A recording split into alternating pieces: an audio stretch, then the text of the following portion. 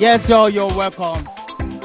It is what it is. This is the Dawn of Sport Entertainment. Back again with this fantastic day. Watchalong match.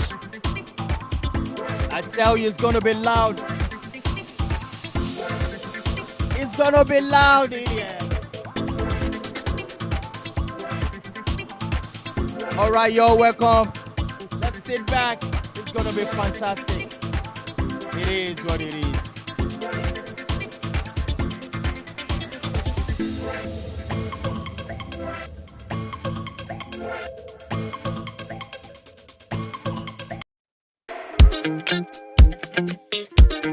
All right, let's go. You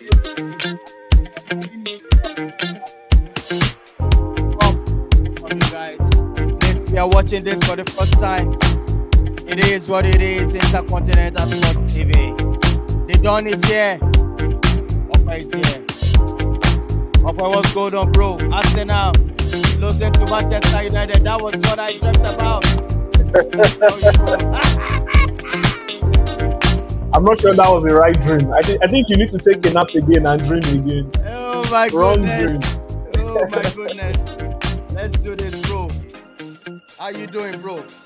Very well, thank you. It's a pleasure to be here once again on Intercontinental Sports TV with the Dawn of Sports Entertainment. I'm happy to be here. My first watch along actually on this channel. So I'm excited for this. I'm wearing my Arsenal jersey, so that means only one. That is what I'm talking about. I'm not picking up the win, I'm picking up 3 points.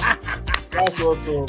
Yes, let's get to this straight up. We are playing this match at Old Trafford, you know that, and you also know that the record of Arsenal coming to this game at Old Trafford is always, we're on the winning side almost probably every matches.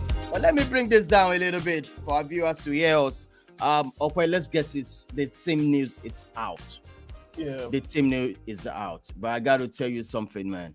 Let me quickly share the team news of us and Manchester United. We have in goal, as usual, Dave saves, Dave in goal. Dalot is also there. The back five is also, they are all intact. Malacia, Martinez, Varane. And in the midfield, that's a shocker to me today. And that's McTominay starting in this game. I tell you, I don't know. I don't know what's going on there. I don't know what's wrong with Casemiro. In this kind of huge game, McTominay starting this. This is the only thing that's really baffling me. McTominay. He has played fantastic. Let me say very well in the last two games. It was okay. Starting in this magnitude of this match, with the flow of Arsenal moving the ball quickly, I hope it won't be a passenger in this match. Well, let's look at Eriksen is also there.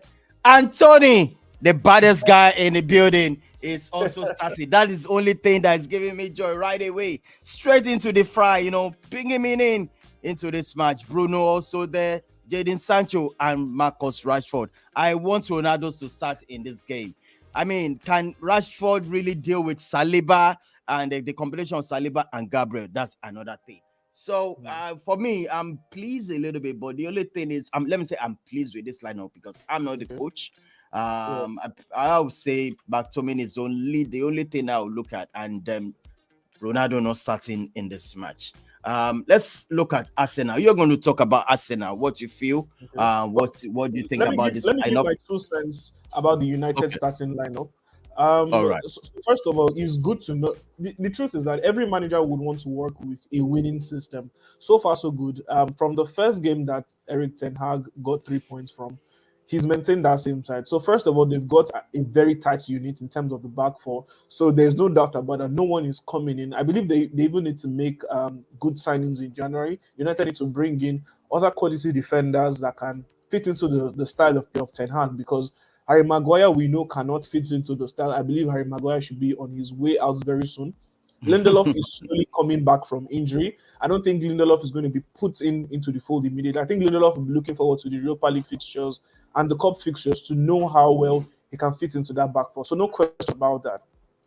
On the other side, for Casemiro, the truth is that Casemiro did not have a full preseason, right? He only played 2 preseason games with Real Madrid, even before the start of the La Liga season. So he wasn't going to be put into the fold immediately. As you can see, the last 2 games, in his debut, Casemiro first of all played 20 minutes, right? Yeah, And then yeah, in the last game, he against Leicester City, he was able to play 30 minutes. So he's getting back into full fitness gradually. I believe the next thing for Casemiro now will be to actually play 45 minutes of football before he can then play the full 19 minutes. He needs to get back into shape slowly. The good thing is that McTominay is fully fit and he's ready to play. So far, so good under Ten Hag. McTominay has been above average. Although you yeah. still see him making 1 or 2 mistakes, because at the end of the day, he's not an exceptional player. He's just average and can be above average once in a while. But the good thing is that he provides good defensive cover for Christian Eriksen.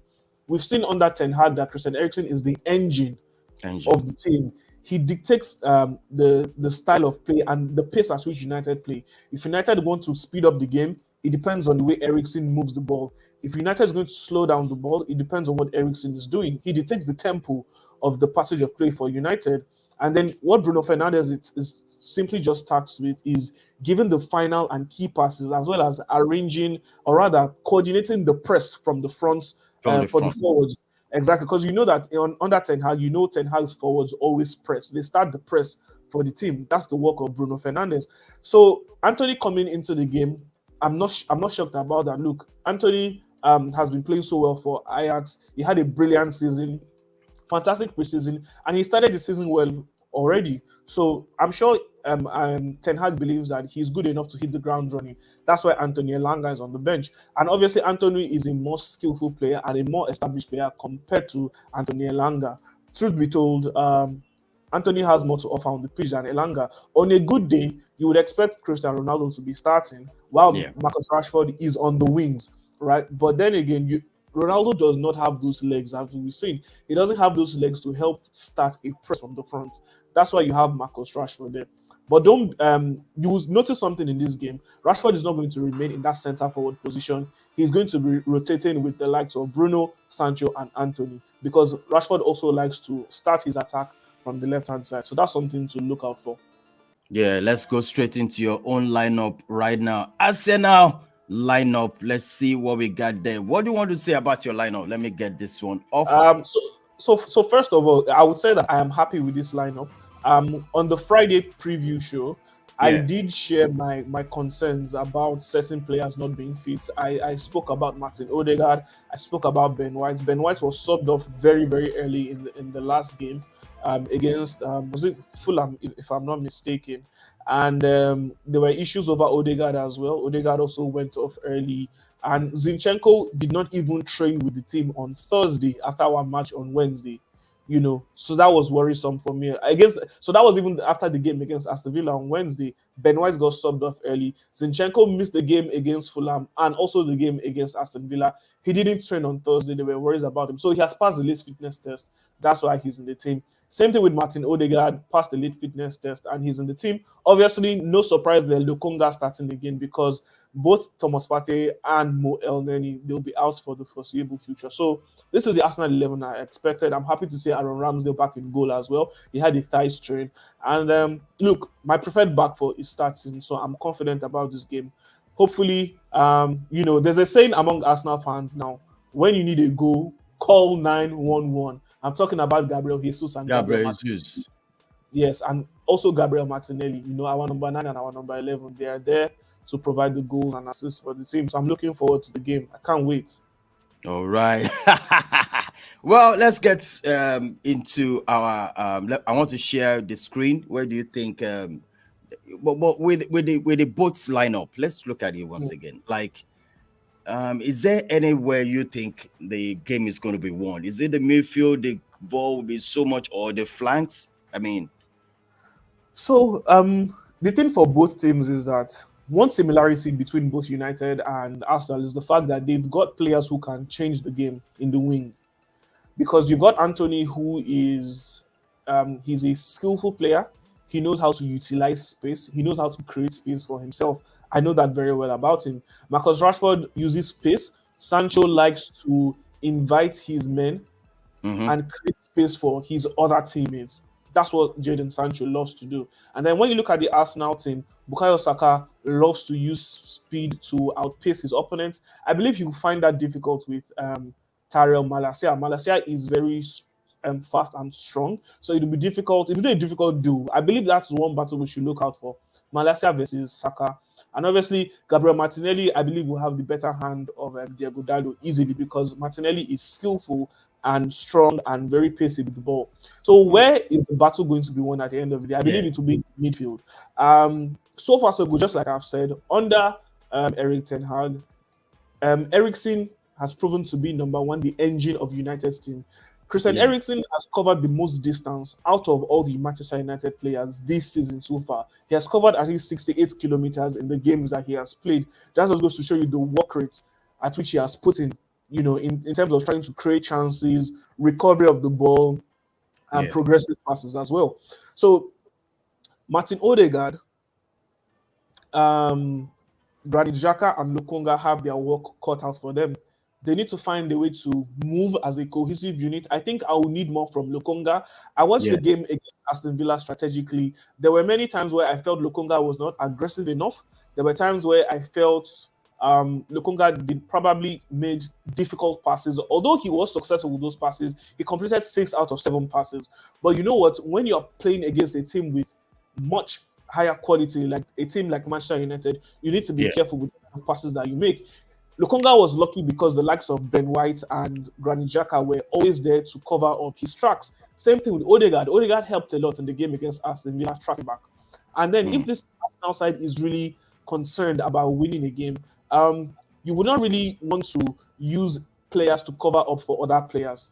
Do you understand what I'm saying? Every Yeah, player yeah. needs to execute their own task very well so that you don't burden players who are meant to be up the, because if you got someone like Martin Odegaard on the ball trying to dictate the tempo of the game and no one is in front of him, probably Gabriel Jesus is behind him on the left hand flank and Saka and Martinelli are nowhere to be found.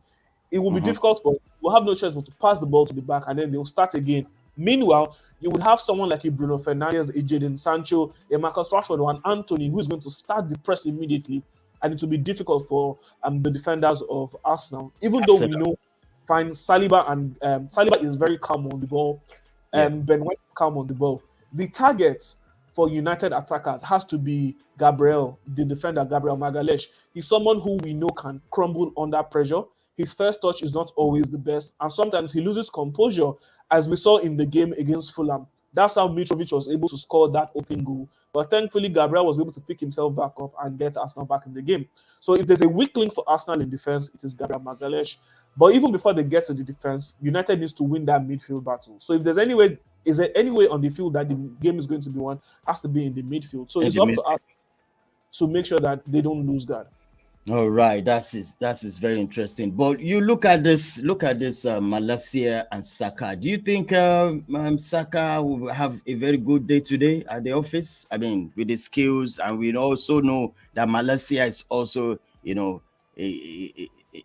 is up to the task anytime. Definitely. But Look, Malaysia, okay, Tyrell Malaysia, um, Ericsson, and Mhm. I have to say Lisandro Martinez. Mm. They have made a major impact in this United team, majorly because of the intensity that they bring into the game. I saw that clearly in the match against Liverpool. The persona of these players their drive, their determination, and how should I say, how inspired they are to make an impact in this United team. They are doing that already. So Malaysia is going to be up for the battle.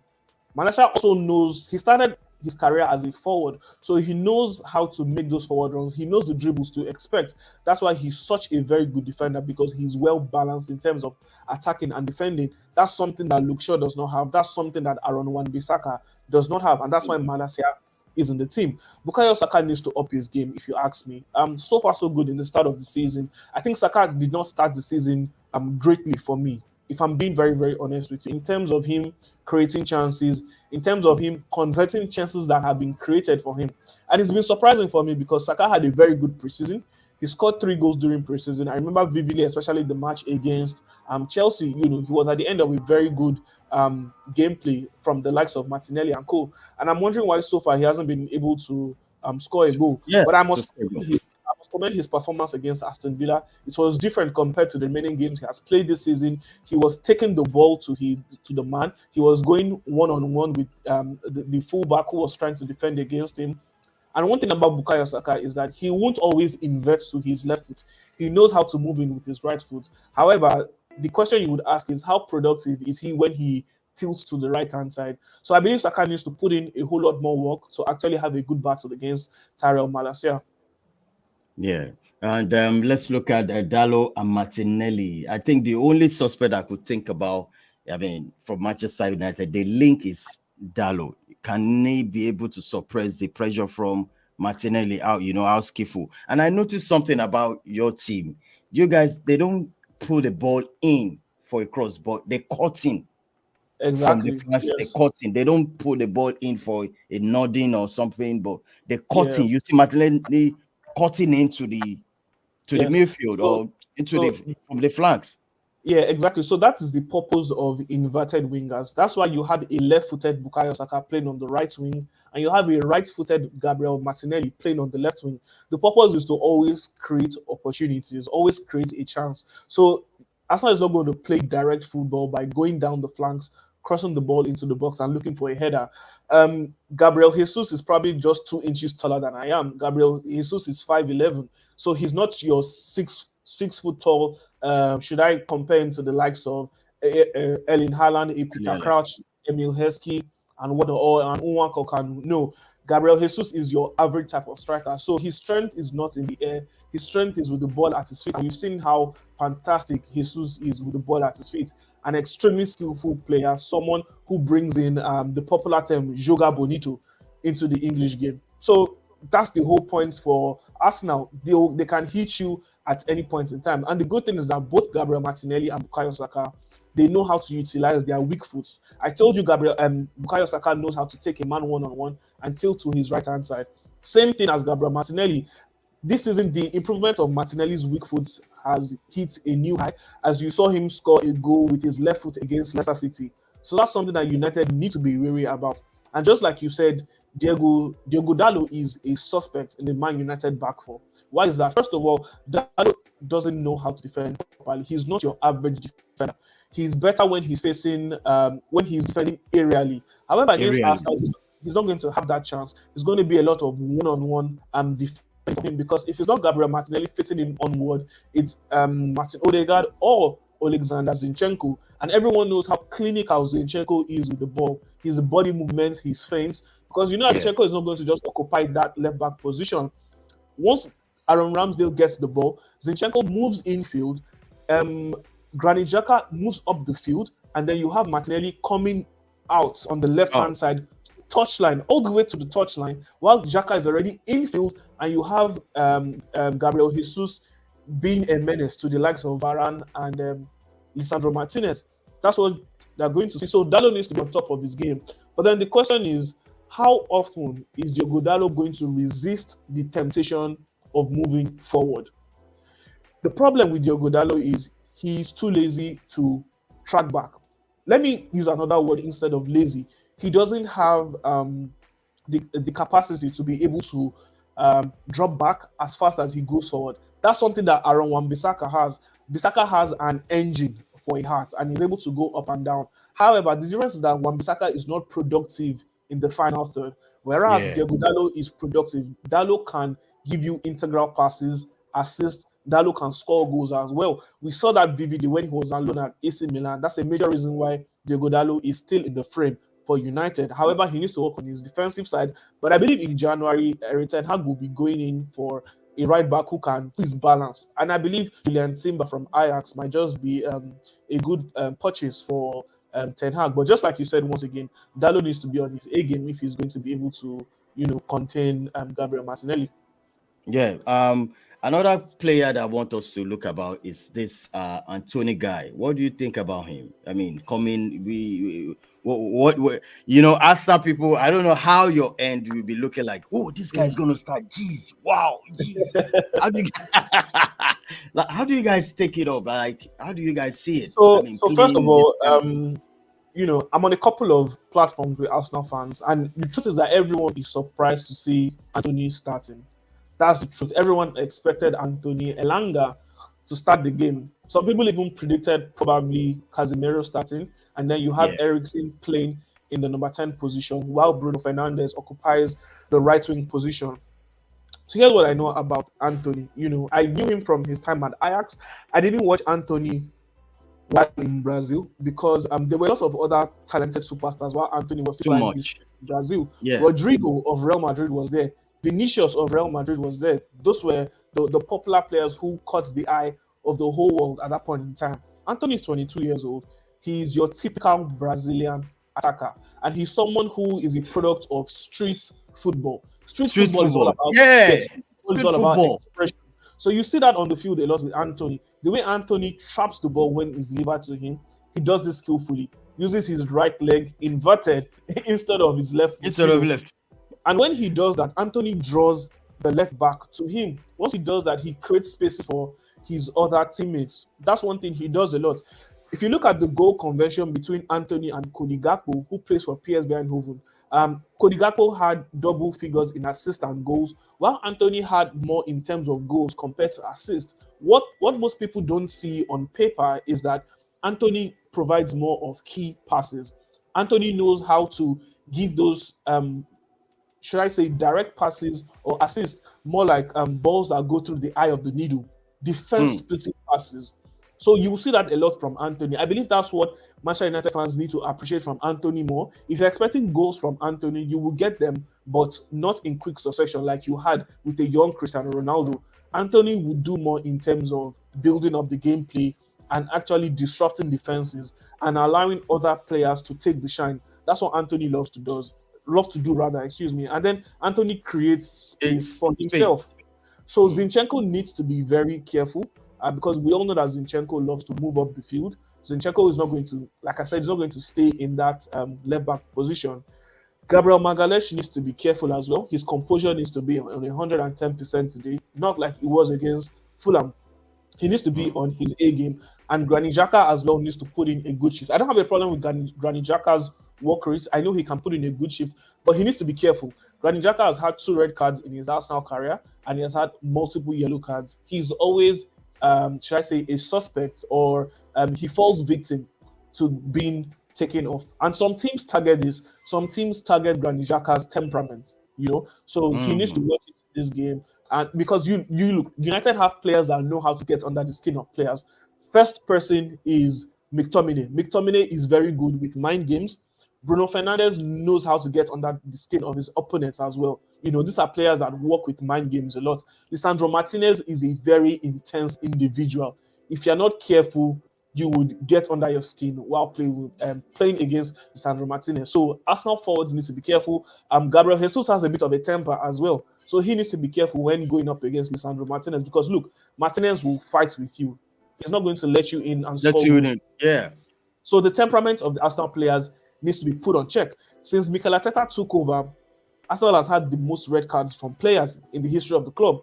So that just goes to show you the level of maturity from the players. We had a lot of issues with that last season. Last season, Arsenal, Granit Xhaka got a red card. If I'm not Yeah. mistaken, Gabriel Magalhaes got a red card twice. Gabriel Martinelli also got a red card last season. These players got red cards at crucial points in time for Arsenal in crucial games. So this is going to be a test of their maturity. and I expect to see. Hopefully, they do pass the test. All right. Let's look at the substitute we have in for Manchester United. We have Liverpool, Victor Lindelof, Harry Maguire, Cristiano Ronaldo, Fred Casemiro, the goal kicker Tom Eaton, Luke Shaw, Martin Dubravka, that's the goalkeeper, and Yeah. also Anthony Elanga. And on your own bench too, we have Kieran Tierney, Smith Rowe, Eddie Nketiah, Robbie Holding, Cedric Suarez, and Tomiyasu, Vieira, Marquinhos, and Matt Turner. Look at this bench. Is there any player you think should have started? You would have loved to be in the first 11 from your own side. If there's any player on Arsenal's bench that deserves a start, I think it's Eddie Nketiah. All of Nketiah's performances coming up from the bench have been absolutely fantastic. Once he comes on, he changes the game. I give you an example. The game against Fulham, when he came onto the pitch, Arsenal needed a win. They switched to a 3-5-2. His impact was felt right away. He was a menace to the Fulham defense. So that's someone who knows how to, first of all, get the better side of the opposition defense because he's coming in with a lot of energy. And Nketiah has improved so much from So last much. season. He's Yeah. so much better on the ball, a whole lot more composed. He's fast, he's strong, he doesn't go down easily. There's a reason why he took the number 14 jersey. He wants to emulate Thierry Henry. He And wants to Thierry score. Henry. He's a striker at the end of the day and he wants to start. So he's hungry and he has the desire to do this. The game against Aston Villa as well. Wow, he played 15 minutes and he had a cameo video that was posted for him. How many substitutes are able to get highlights from coming off the bench? Very, very few. He made a huge impact coming off the bench against Aston Villa, and he was able to get two or three chances in. Only one was off target. So that's someone who probably deserves a start. And United should be wary. Nketiah coming up from the bench, you know that he's there to score goals. And also Emil Smith Rowe, good enough, has come back into full fitness. He's someone who can cause United a few worries. Those are the players who I feel can make a huge impact coming off from the bench for Arsenal. But then you have people like Rob Holding on the bench, you have people like Tomiyasu on the bench. These are players that Arsenal bring into the game when they are ready to, um, should I say, steady the tempo of the game. When they're ready to steady the tempo of the game, that means Arsenal is already winning the game, Yes. 2-1 up or 2-0 up. Arsenal is ready to steady the tempo of the game. They don't necessarily want to score another goal, but they just want to maintain the same pace of the game. You bring those players on. Rob Holding is the joker for Arsenal. Everyone knows that. Mr. 532. Once Rob Holding comes in for Arsenal, it's total lockdown. We're parking the bus. Nobody's going anywhere. So those are Yeah. the key players for Arsenal on the bench. For United, obviously, you cannot deny the presence of one of the greatest players of all time, Cristiano Ronaldo. He's someone who obviously you expect to come out from the bench at least once we've gotten to the 60th minute of the game. Ronaldo should be on the pitch and he'll be ready to play 30 minutes. Arsenal fans should be wary of this. Ronaldo has a very, very good goal scoring record against Arsenal. Every game he plays against Arsenal, he scores one goal in 2 games against Arsenal. So his record against Arsenal is absolutely fantastic. Same thing with Casemiro. I believe Martin Odegaard, Bukayo Saka, and Gabriel Martinelli need to make the most of their chances while Casemiro is not on the pitch. Once Casemiro comes on the pitch, it will be difficult to go against him. He's an engine on his own. He's a tank. It is very difficult for you to dribble past him, and he's a bully. He's not going to let you get past him easily. And when you bring Fred onto the pitch as well, you know that United is trying to secure the game and they are trying to defend. Once Casemiro and Fred are on the pitch, it's all about ball retention for Manchester United. They're not necessarily trying to progress the ball up the field.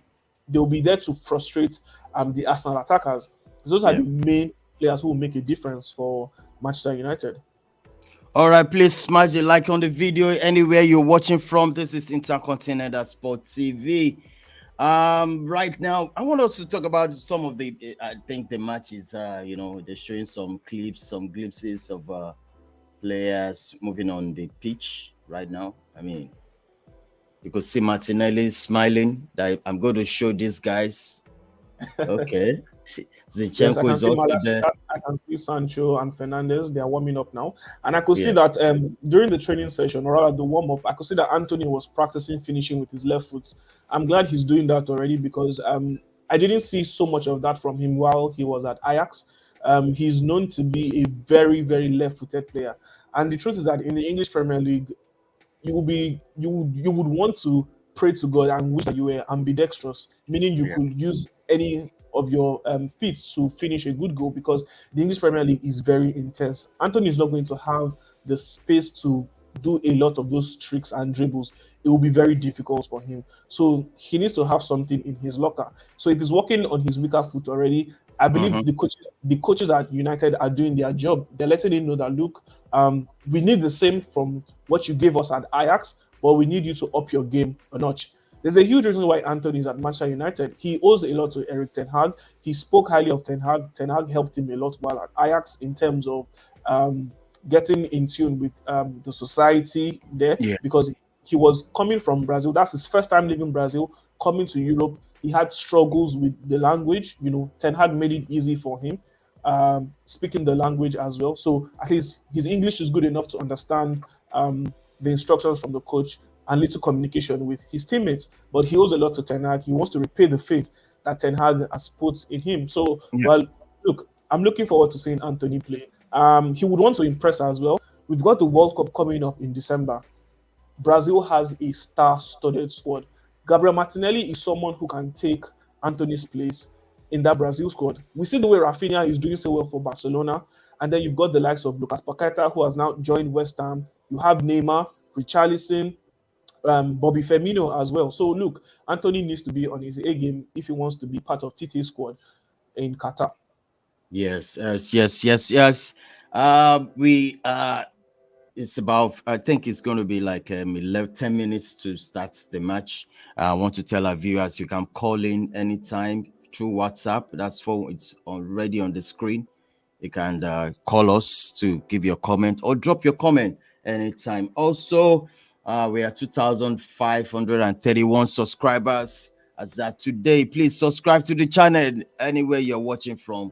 It's going to be huge. I have with me here, I have Ope Adebari, is a Nasta fan, and also me myself, that's the Don. It's a Manchester United fan, no doubt, no doubt, no doubt.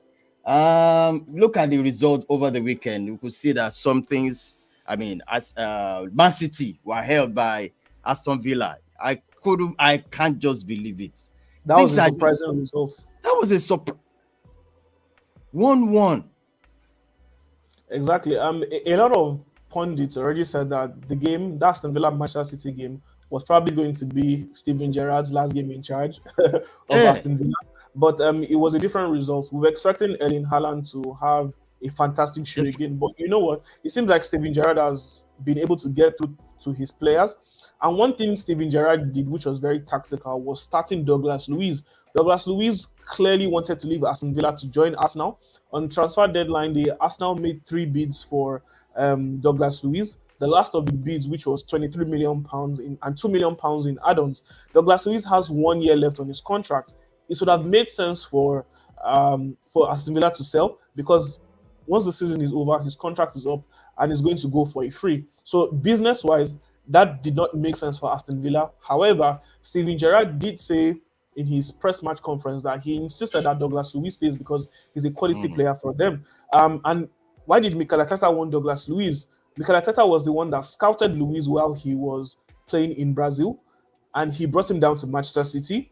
But sadly, because of the competition in Manchester City, Douglas Luiz was not able to break into the fold at Manchester City. That's why he was signed by Aston Villa after 2 spells on loan in Spain. And you could see the difference Douglas Luiz made when he started the game. First of all, it was the right approach by Steven Gerrard by not starting both Felipe Coutinho and Emi Buendia. These are two playmakers who necessarily do not want to defend. They just want to play off the striker. And good enough, also, Danny Ings was also on the bench. You have to give it to Ollie Watkins. Ollie Watkins has been hardworking so far this Yeah. season. Even though he hasn't scored the same number of goals as Danny Ings, he provides assists as well. He knows how to bring his teammates into the fold, and he has been doing that fantastically well. He laid the assist for Jacob Ramsey, who scored a fantastic goal for Aston Villa. Sadly, VAR was in question again after Philippe Yes. Coutinho whipped in a fantastic goal. The referee blew, but actually the referee blew before Coutinho shot the ball because the linesman put up his flag for offside, and that did not make any sense. Looking at the replay time and time again, Philippe Coutinho was not offside. But that was a huge mistake by the linesman. And because the referee saw that the linesman put up his flag, the referee blew immediately. The only reason why I would question Roy Mm. Atkinson and the referee was that he did not bother to consult VAR. VAR. A goal is disallowed in such a manner, it is only right that you consult VAR. Why he didn't consult VAR, I don't know. That could have been shock 3 points for Aston Villa. Aston Villa. Exactly. So that was a difficult one. However, talking about Manchester City, first things first, we need to establish the fact that Manchester City does not have quality in depth. Manchester City let go of Raheem Sterling. They let go of Gabriel Jesus. Gabriel Um, Zinchenko. these were Zinchenko as well. These were key players for them. Keep in mind that Benjamin Mendy is probably never going to play football for Manchester City again. He has a pending rape case. Real So these are case. four players who were out of the first team. Fernandinho also left. Fernandinho is no longer a Manchester City player. So five key players from the but they were not able to replace all five. Fine, they signed Erling Haaland. Sergio Aguero also left. So they signed Erling Haaland.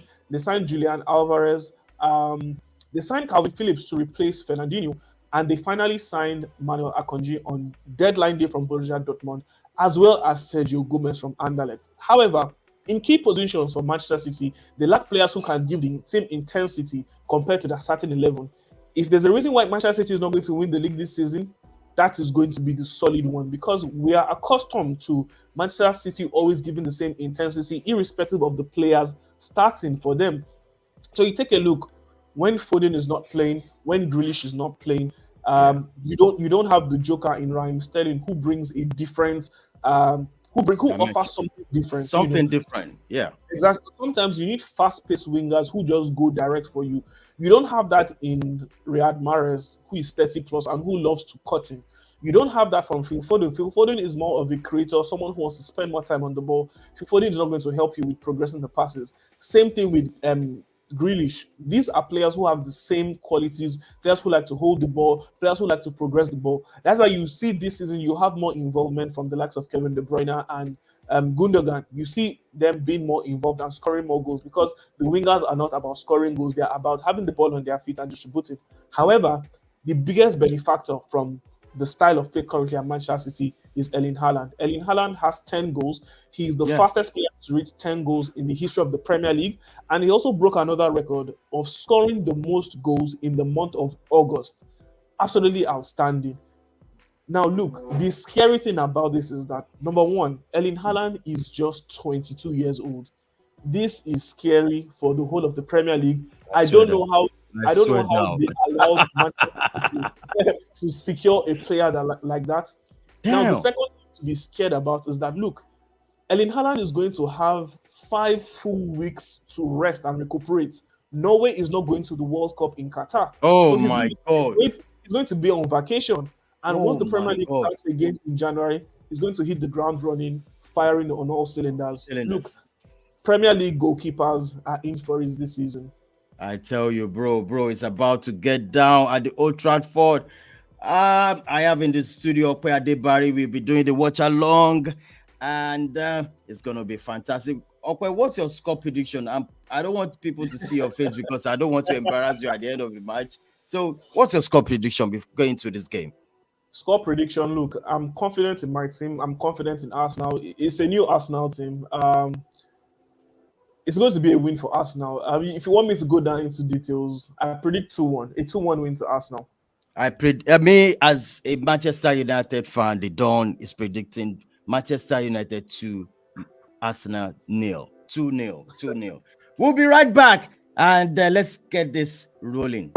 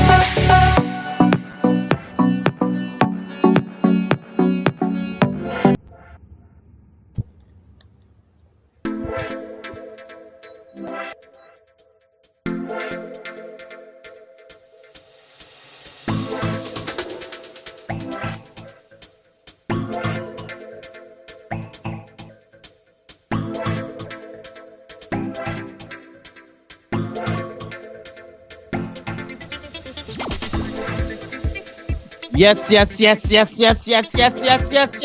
It's about to go down at the Old Trafford, guys. It's Watchalong match between Manchester United and Arsenal at the Old Trafford right now. It's about to go down.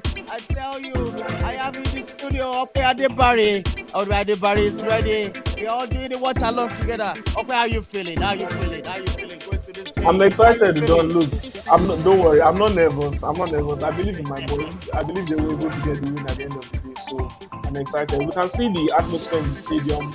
Old Trafford is massive. It's packed. Old Trafford is full. You can see the Arsenal fans there already chanting the new Saliba chants that the fans already put together. So look, Arsenal fans are in good spirit as well. Like I told you, look, it's a different Arsenal team we are looking at. Arteta has put in a lot of work over the years, and it took hard work to get to where they are, and they will not want to lose this game. Definitely not. However, history has proven United have what it takes to break Arsenal's winning record. He did it in 2004-2005 after Arsenal's invincible season. United was the team that broke their winning streak. I take you back to the 2019-20 season.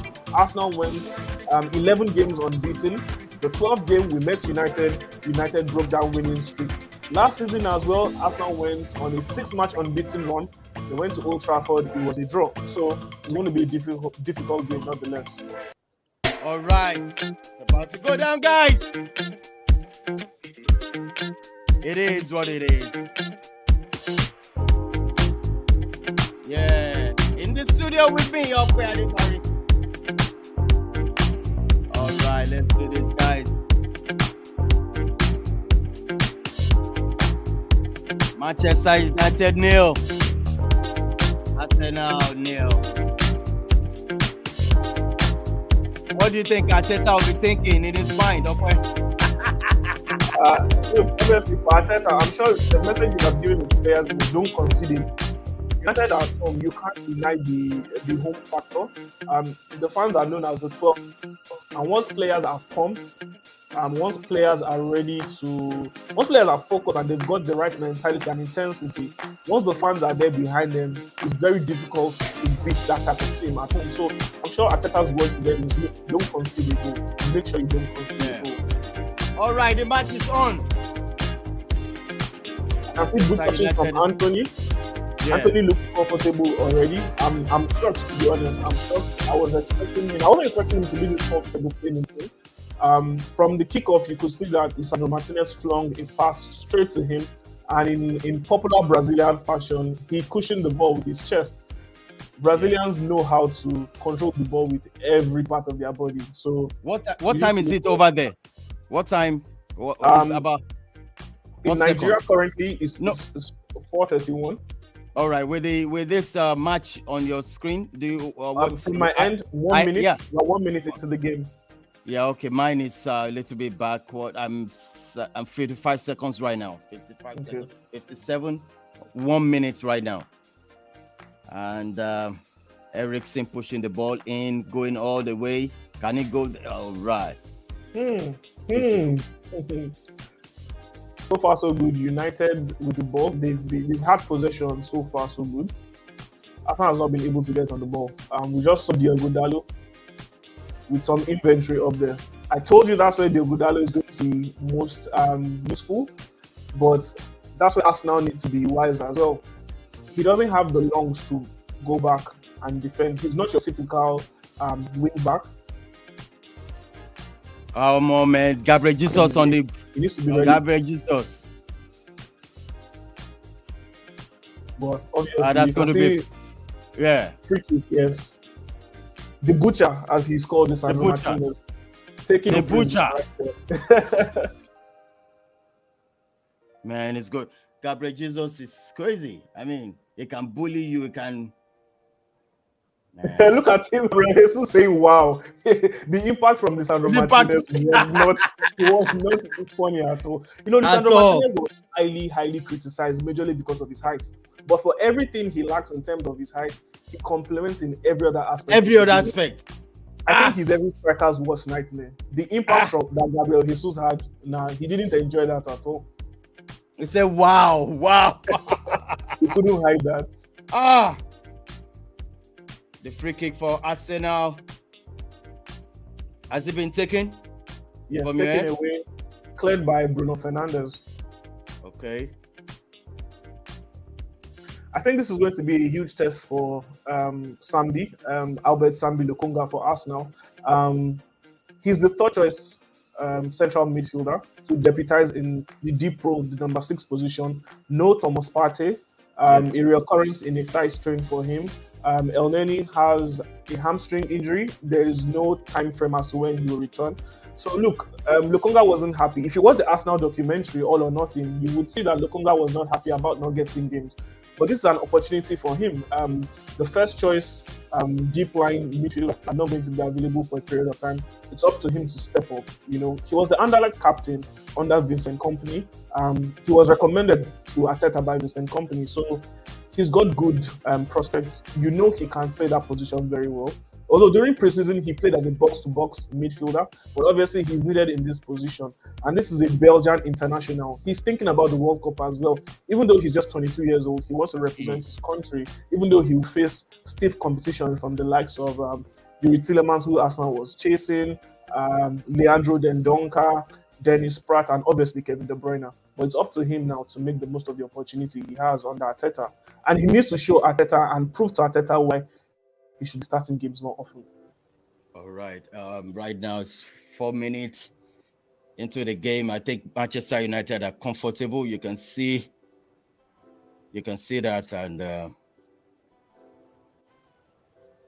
I see this game is more or less like it's going to be a draw for me. I don't know. I mean, so far so good. It looks like that. The intensity seems to be matching. I don't know. United. It seems like everyone is on extra adrenaline today. They know this is a tough test for them. This is their first tough test of First the tough season. test. Yeah. Yeah, and many people who don't necessarily believe in Arsenal's resurgence, they feel Arsenal has not faced a tough team, and they feel Manchester United is going to be the first tough team Arsenal is going to face. So Arsenal needs to prove the doubters wrong, since everybody feels, Yes.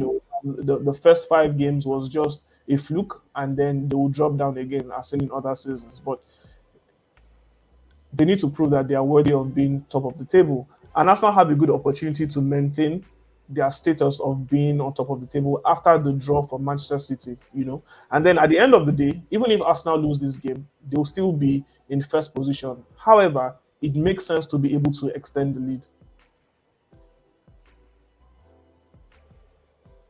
Man. Wow. Anthony. Gabriel Jesus flat after that McTominay clearance. Yeah. I think that's not a foul. That's not a foul. I don't know. Man. For a second, he's almost looking unconscious. He's just lying flat with his head. Lying flat, yeah.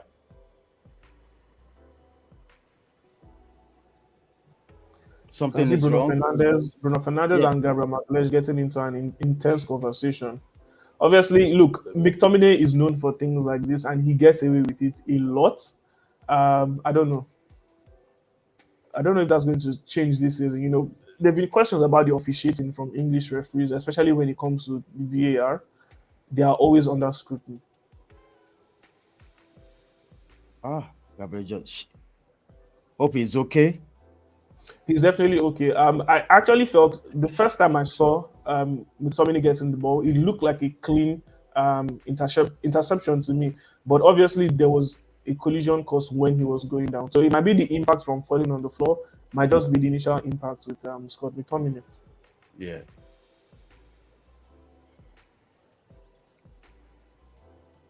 We're only into 7th minute at this moment.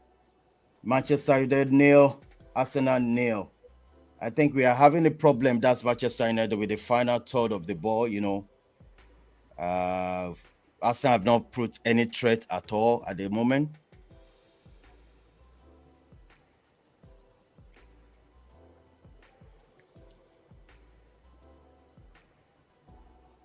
Or more. This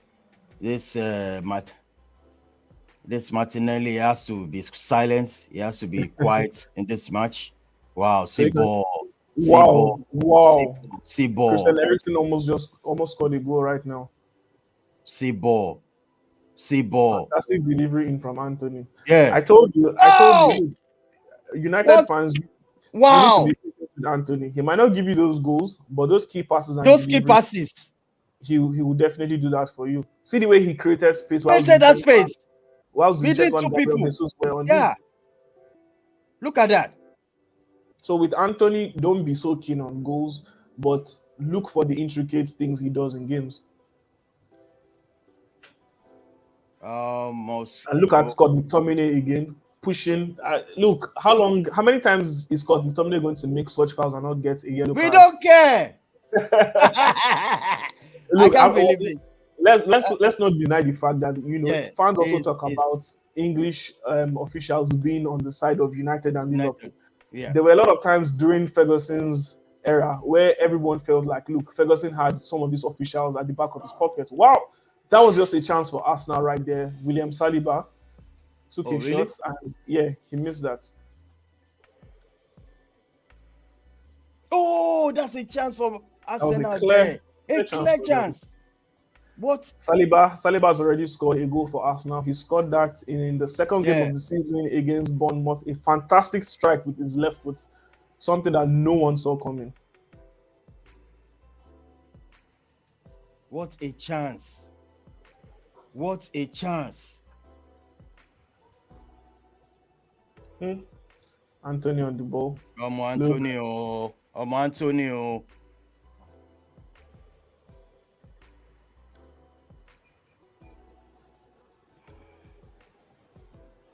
Bukayo Saka needs to do a whole lot more for Arsenal in this game. Just like I said earlier, he really hasn't shown the same prowess he showed for Arsenal last season. We've seen more from the new signing in Gabriel Jesus and obviously Gabriel Martinelli being in better form. I think Saka needs to improve more and give more into this game. He did give a good performance against Aston Villa. For me, that was his best performance of the season thus far. But we need consistency from Saka. I think Manchester United are really playing well so far. They are playing well. United are on the ball. They've had more possession. They are doing well. You can see how high up the United fullbacks are currently. Yeah. Look at Diogo Dalot. Look at Malaysia. Malaysia coming infield now. And it almost looks like both teams have the same type of philosophy. Using inverted fullbacks, having the forwards being closer to the striker. And when on the ball, the fullbacks are able to push up to the field. Absolutely. Jadon Sancho on the great save from Aaron Ramsdale. Are you kidding me? Jadon Sancho. And I must say, Jadon Sancho has a lot to prove. He needs to silence the haters as well. A lot of people have come from Jadon Sancho saying he has not really paid back the price tag on him. And Sancho, on a personal level, needs to do well for himself. He needs to start playing and showing why he was signed from Borussia Dortmund. Yeah. Just like I said earlier, the World Cup is around the corner. He's going to get competition from the likes of Phil Foden and Bukayo Saka, even Marcus Rashford. England is blessed in terms of attacking options, and everyone needs to be on their A game if they are going to be selected in the 26-man squad for Gareth Southgate in Qatar this year.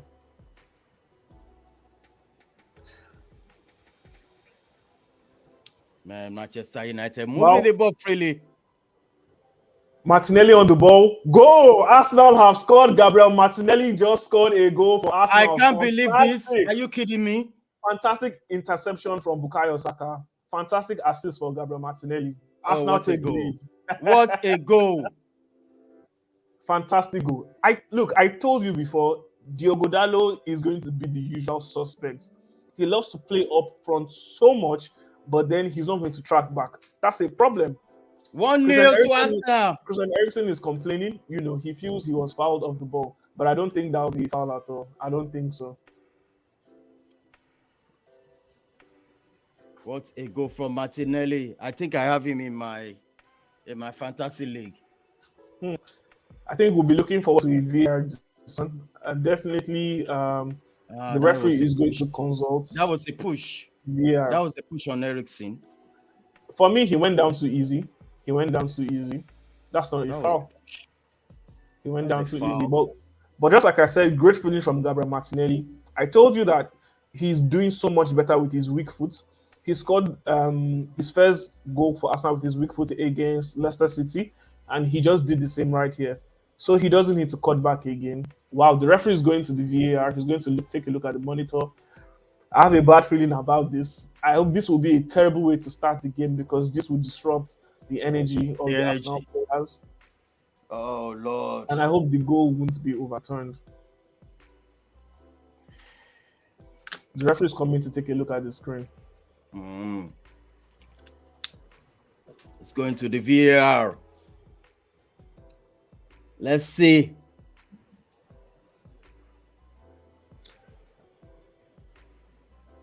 I believe the goal stands. The goal should stand. Manchester United in trouble. Oh, that was a push for me. Look, No, Christian that was Eriksen went down too easy. no, that was a Yeah, push. Look at his two hands on him pushing. That's a push. that was too That's a easy. foul. He went down too See, easy. see, see, see. He drag him and he push. Two hands on him. Look at it. Look at it. You see that? That's a push for me. The, the Look goal at it. has. Wow, it was overturned. I told you. It's I not a told you. goal. It's not a goal. United are lucky. United are Very very, lucky. very lucky. Very Very, lucky. very lucky. But yeah, that's VAR for you. Very, very lucky. Remove that one now. Remove it. No goal. Oh more.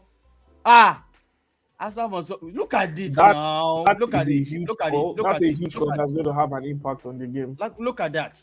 That was a push. Look at it. That was a push. All right, it's going down. It's still 0-0. Konisewu.com in the building. Manchester. For now, definitely. But look, the Arsenal players need to regroup. They shouldn't let this Yeah. get to them. Yes.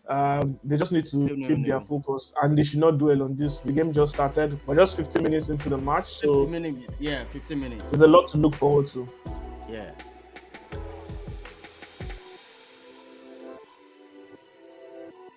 Do you think you can push Casemiro like that?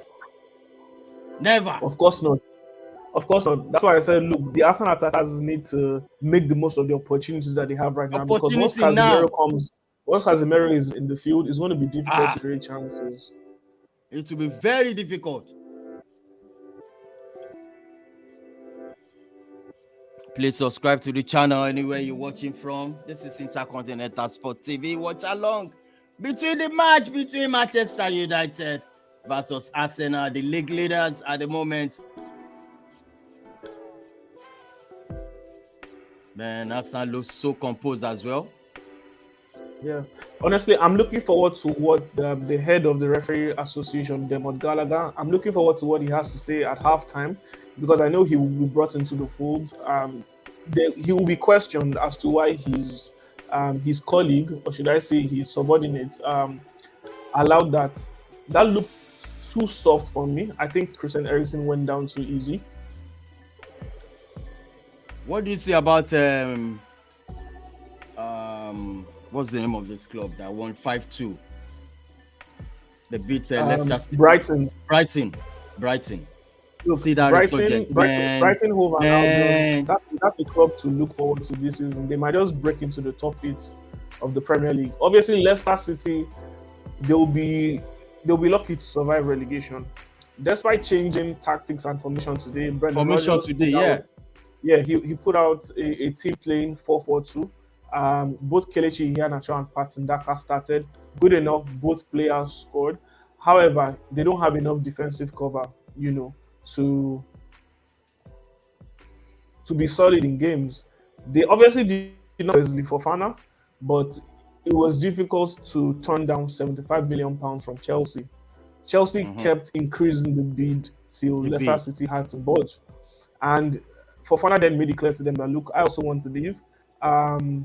You would also notice that even in the game against Chelsea, Fofana did not play that game, because Brendan Rodgers said he wasn't in the right frame of mind. So His mind was already off playing for Leicester City. He was all about playing for Chelsea. Yeah. And now they've had to use Wilfred Ndidi. You know, Ndidi best attributes is as a defensive midfielder, and he has Defensive had midfielder. to play as a partner to Johnny Evans for the second game running. But Leicester City have a huge problem in Danny Ward, who is their first choice goalkeeper. Danny Ward is known as he's a well-renowned backup keeper in the Premier League.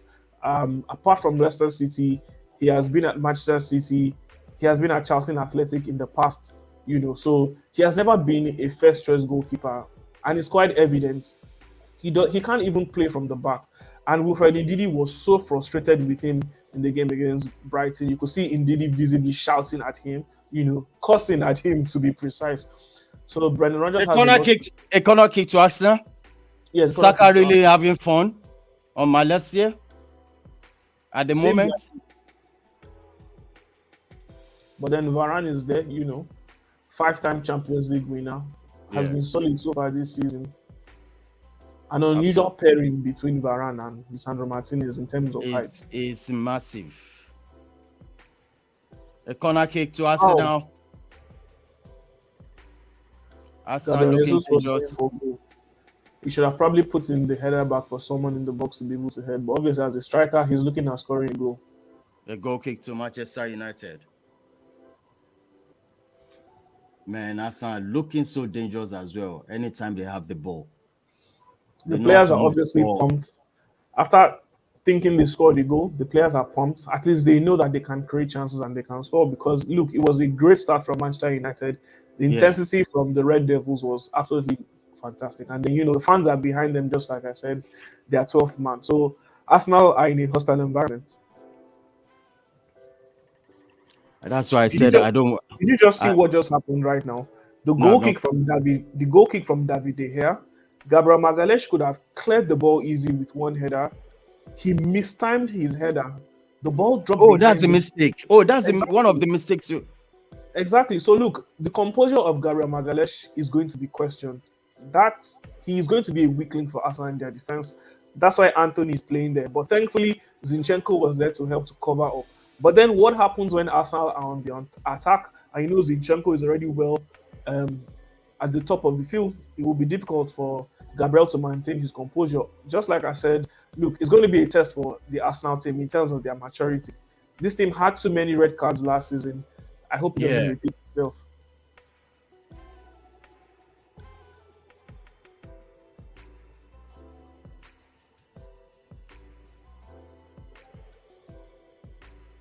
Now Arsenal have more of the ball. They're getting into the game more and more often. United need to be wary of this. The more Arsenal have possession of the ball, the more likely they are to create chances. We're seeing that already from Zinchenko. He's a deep line playmaker for Arsenal currently. So sometimes Odegaard is not even solely taxed with playmaking.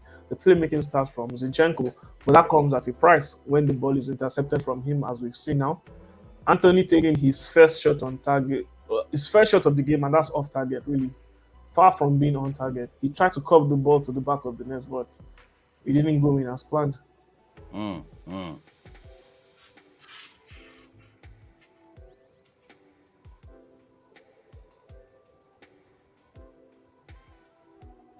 But that's something the Arsenal midfield needs to be wary about.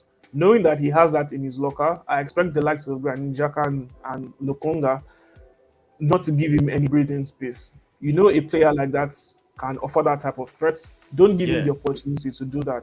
Fine, that shot was off target. The next one might not be off next target. one.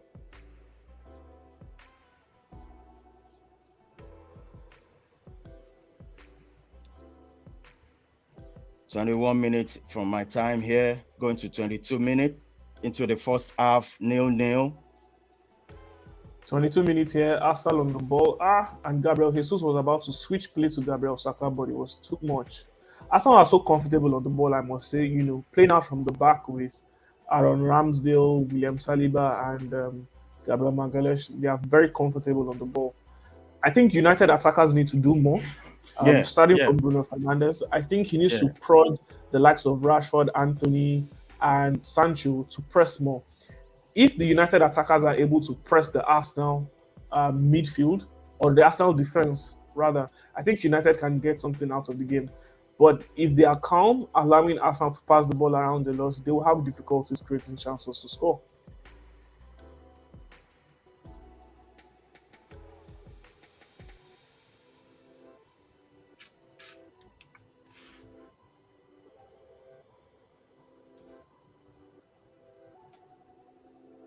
Arsenal with the ball once again.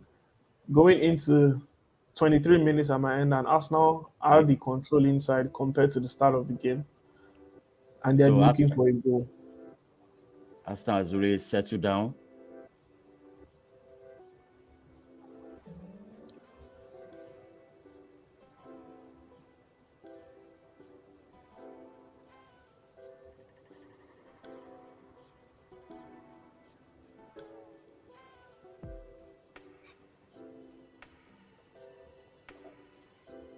Arsenal are going into their usual game right now, having Okay. Martin Odegaard on the ball trying to pull the strings. Wow, Arsenal calling for a penalty. Lisandro Martinez bringing Bukayo Saka down in the box. The Arsenal team wanting a penalty. That's not a Wow. penalty.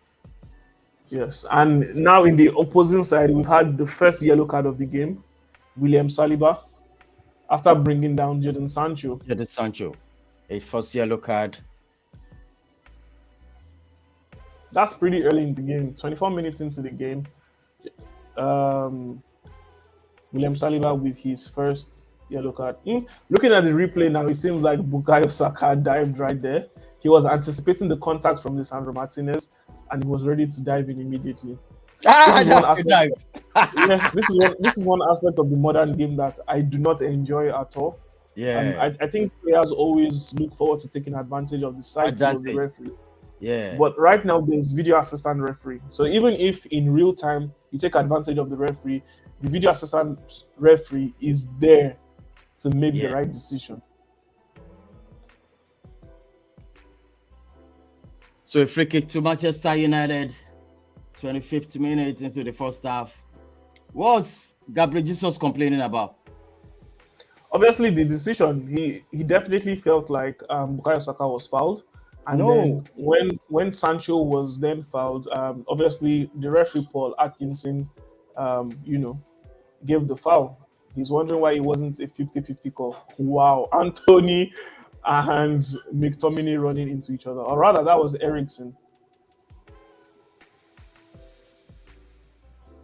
Oh, what a clash. Honestly, Arsenal players on the press. Arsenal looks really determined right now to try and get a goal in this game. Good work rate from Sambi Lokonga and good ball from Martinelli, keeping the ball in play, not allowing the ball to go out of play. Yeah. Trust Bruno Fernandes. Bruno Fernandes is making a meal out of everything. This is one thing that Bruno Fernandes does a lot that the opponents don't like. Taking advantage of every single Advantage. situation. He's a captain. Exactly. It's As a he look for me knows a as a lot. captain, that's not the way to lead your team. You Oh, don't that's really want to be. no. That's You a don't kick really want to anyway. be Look at taking. that. Look at that. Look Yeah, at the stud now. no, it wasn't much of an impact. There really wasn't much there. He's just taking a meal out of it. Look, Fernandez loves to get under the skin of his opponents. It's an unorthodox thing to do as a professional player, if you ask me.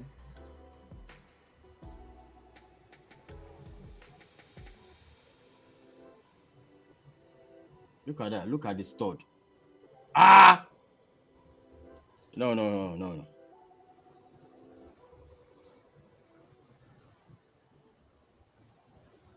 A yellow card should be given to Sambi. Sambi, be careful. Ten Hag going over to the fourth official and saying the same thing. He expects a yellow card to be given to Sambi Yeah. Lokonga, but um, look, just like I said earlier, we've had a lot of double standards from the English referees. English referee. I mean, Questionable decisions. Aston Villa versus Manchester City yesterday, the goal that was disallowed for Coutinho. Even the game Everton versus Liverpool, the disallowed goal for Conor Cody. It could have been a good goal for Everton. Everton would have easily won that Merseyside derby message. yesterday. Yes. VAR at it yet again. We really need consistency from the English referees. We don't have these controversies with other leagues in the Other world, leagues like this, especially in yeah. the English Premier League. Someone said that maybe that's the reason why they are not called upon during the World Cup or something for major tournament. I won't be surprised. The last English referee that officiated a World Cup game had to be Howard Webb, and that was obviously the 2010 World Cup when Howard Webb was at the climax of his career. So that says a lot about English officials.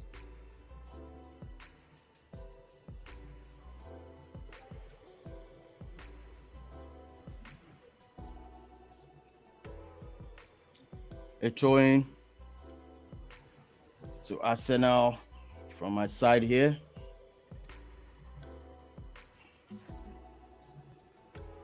Good pressure from Anthony, which led to Zinchenko losing possession of the Losing ball. possession. Now United have a throwing Diego Dallo on the ball. We're slowly approaching 30 minutes of the game, 30 and minutes of I the think game. it's quite even. Yeah, it's even 50-50. And that's why I said I see a draw, almost a draw in this match. I don't know. It's not really intense like that. We didn't push forward anymore. Manchester United have dropped the pressure a little bit, bringing Arsenal into this game. Yeah. I must really commend Aaron Ramsdale. His ball playing skills are fantastic. Absolutely fantastic. He just gave two crucial passes to Two Ben crucial White passes, now, yeah. both on target. Arsenal on the attack once again. Gabriel Martinelli on the ball. Drilled in cross, but David De Gea is there once again to save United. Um, Look, Arsenal and United are long-standing rivals. They are the only two teams in currently, or rather, even in the history of the Premier League, who have never been relegated. So there's a lot of huge rivalry Big between them, rivalry. Yeah. and obviously, they are the record winners of both the FA Cup and the Premier League. And currently, so far this season, both teams don't want to lose. Arsenal want to continue their winning streak. They want to remain at the top of the table. They don't want to lose the game. United are back in winning ways. They don't want to lose a game either. The So that might be a reason again. why the game Corner is kick quite... again to Arsenal. Omo. How many corners for Arsenal now? Kilo Shele, what's going on now? Something is to give for it. Arsenal need to convert a chance from one of these corners.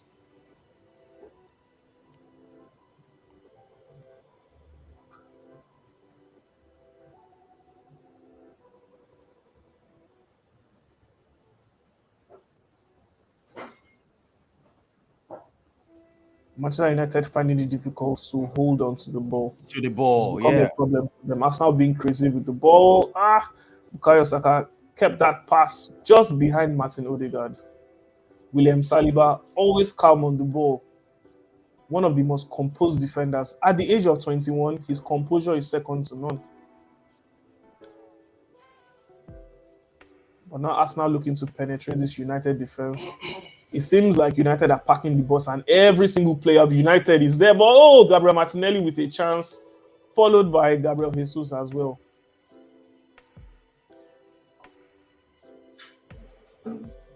It's going to be a tough battle between Lisandro Martinez and Gabriel Jesus. Yes. Very, very difficult battle. Jesus is up for the game. After that introduction by Lisandro Martinez, Jesus is now up for it. He's awake and he knows that he has a tough opponent. Martinelli almost scoring again. Thank God for David De Gea. Wow. David Dave saves, saves. as United fans will say. More. That was a brilliant save by David De Gea. Absolutely brilliant. I don't think Martinelli could have done any better. He stretched as much as he could, trying to get the ball into the far corner. Thankfully for De Gea, with a lot of experience, he was positioned at the right place. At the right it was a place, brilliant drive from him. I think anybody first score first now is the winner of this game. The first goal is extremely important. Extremely important. The first goal will be extremely important. And obviously, trust Mikel Arteta. so close to the byline, keeps on giving instructions to his players.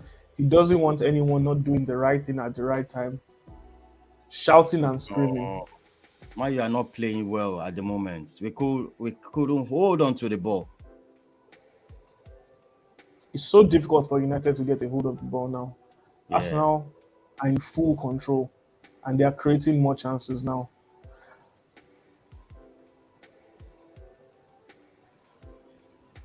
The more pressure put on Rafael Varane and Sandro Martinez, the more likely it is for Arsenal to get a goal. I think United midfield needs to do more. We might see for the first time Casemiro probably playing 45 minutes today. It seems like, excuse me, it seems like this is the type of game that Casemiro needs to come in much early. Casemiro, yeah, McTominay is nowhere to be found, if you ask me. at all. So it seems pretty difficult now for United. This is not his game. This is not his type of game. McTominay, this is not his part. I mean, that's it. Man, you are moving closer.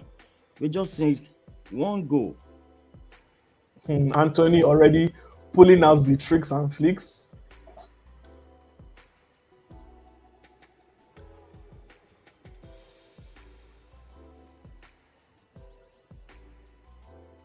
But once again, United are not able to create a chance. A chance. United have not been able to create a chance since the Oh, third minute of the game. So this is a problem for United. They need to solve this as soon as possible. But Bruno Yeah. Fernandes on the ball, moving forward. The referee played advantage. Marcus Rashford on the ball, putting a good pass for Anthony. Wow, 1-0 to Man United. Anthony Are you just scored kidding me? on his debut. Now that's a huge game changer. Now Go! this is going to be a I'm problem just watching it now. if United end up winning the game after a goal was cancelled for Arsenal. You would have this would cause a lot Anthony of on his debut. Wow! Nevertheless, credit to the referee Paul Atkinson Oh for my God! playing the advantage. Bruno Fernandes On was his fouled, led debut. the advantage play, and good pass from Marcus Rashford to Anthony. Good goal and a composed finish from Anthony. Look, I have to give it to Christian Eriksen. He's the one really pulling the strings for United. He's the engine of the team. Bruno's work is just simply all about progressive passing. And he's Anthony! doing that. I can't believe this. Fantastic finish from Anthony. I'm telling you. Obviously, he has justified the decision of Eric Ten Hag for starting him.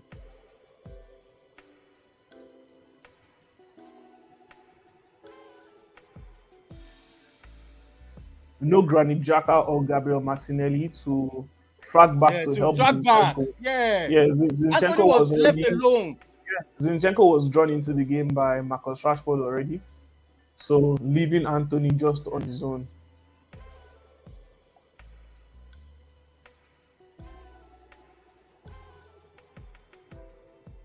What a goal.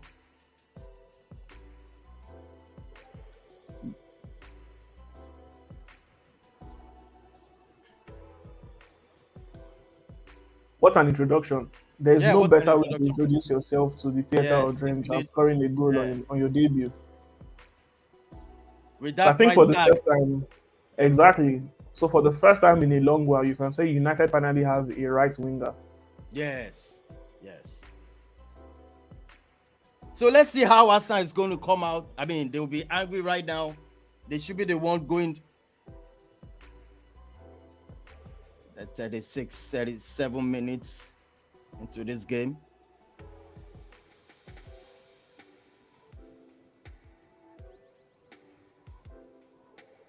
I think Manchester United are charging up. Anthony is getting mad. Have fire on him. Martial, be careful. That's another player who needs to be wary about the addition of Anthony. He might just lose his place in the team, especially with United playing so well. It will be Yes. difficult for Anthony Martial to get his place back into the team. But look, it's time for Arsenal to show character. Character now. That's what I'm saying. Yeah, they had a comeback against Fulham. They were able Fulham. to do it, so that shows a lot already. So they need to show that same character and grit. They need to show maturity as well if they want to get a win in this game.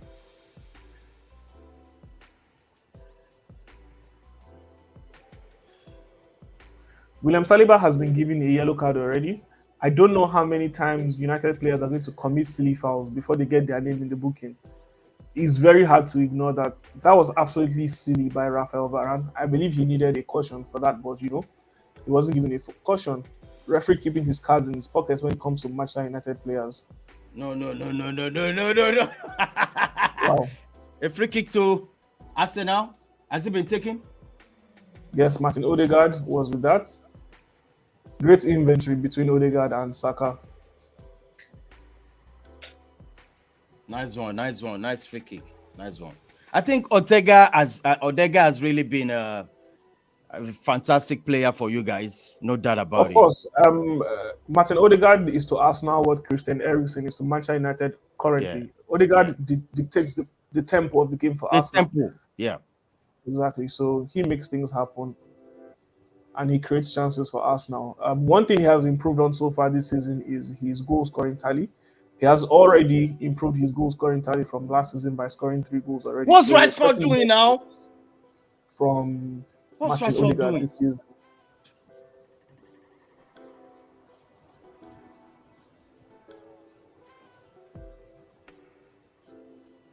Arsenal now need to actively keep the ball because Yeah, United are pumped and ready to add another goal to the game.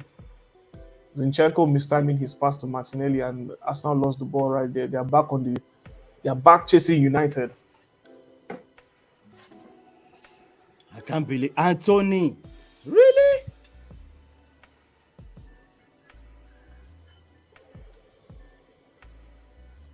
Hmm. Anthony seems like a real feisty character. That would be a good battle between him and Granit Xhaka. They're already taking whips at each other. He will need to control his temperament in this type of game. Yeah. I'm just watching on Saka right now. Saka should be careful. Gabriel Jesus with the ball, swiveling around the defense. And obviously, the butcher is there once again to get the ball off him. Oh my goodness. Now I'm looking forward to Argentina playing at the World Cup with At the World someone Cup with someone like like this. Sandro Martinez. Ah, They are back for. Arsenal playing with the ball in United's half.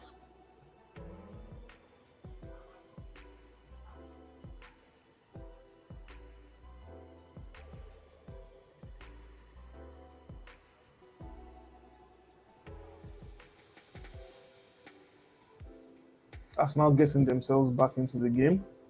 Gabriel Martinelli on the ball.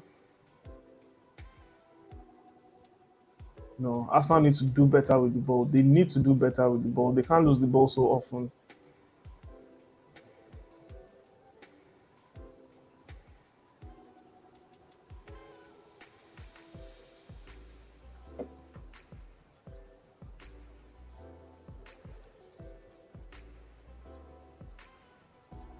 Marcus Rashford down. down. Yeah. Hopefully, it's not a serious injury.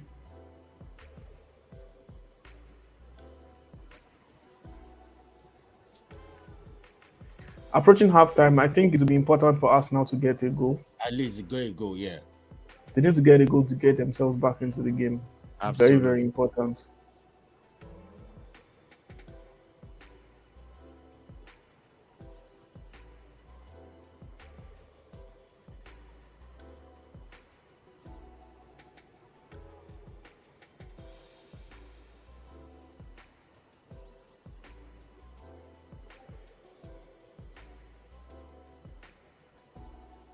This was probably Mikel Arteta's greatest fear. Going a Yeah. goal behind at Yes. home to Manchester United. Manchester It will be United. difficult. It will be difficult for Arsenal to get back into the game and get a win. So what changes do you think you'll be looking at for this I mean into the second half? Is there any changes you're looking at? The players should be Um, removed, has not performed so well. changes, changes for Arsenal. No, I believe the right players to get a win out of the game are still on the pitch for Arsenal. However, the first 15 minutes of any second half in a football game is very important. If Arsenal don't get their goal in the first 15 minutes of the first half, I think Arteta will be looking making certain changes. He might think about switching to a three at the back, bringing on Eddie Nketiah, and possibly taking off, should I say, Ben White. Mm-hmm. But that would be a huge gamble because United is an extremely um, dangerous side filled with quality players. I don't know if he'll be willing to take that risk of playing a three at the back, trying to get a goal in. But if Arsenal can maintain the same tempo, Tempo, yeah. getting more control of the ball and doing more with the ball in the final third, I believe they will play a whole lot more better. But it will be interesting to see Eddie Nketiah playing in this game and Arsenal playing with two strikers. Because right now it's difficult for Gabriel Jesus to get into the game effectively. He usually has to come to the wings or drop down into midfield to get the ball.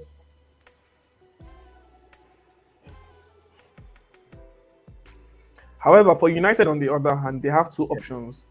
Um, United can decide to forge ahead in the same vein to try and get another goal, or they Yes. can decide to just stable, or rather, yes, to just try and make the ship stable and bringing on someone like Casemiro who will bring a lot of solidity into the midfield, so that the players are able to do what needs to be done. Bukayo Saka throwing away another good chance for Arsenal.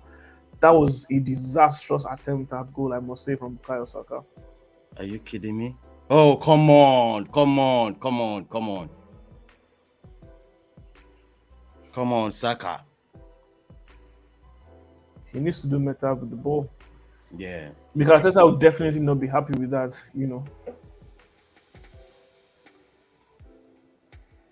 1 minute left till halftime. Yes. So we are going to this second half with a goal to Manchester United scored by Anthony. Please smash the like on the button. Please smash the like on the video for us.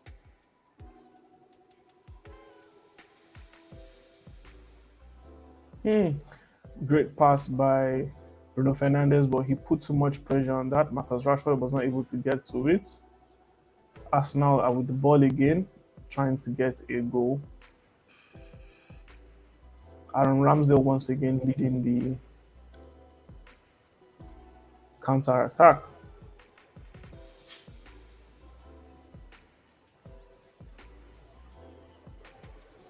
I've Are you seen that guys in playing? crucial Are moments you this guys season. playing 3-5-2 right now?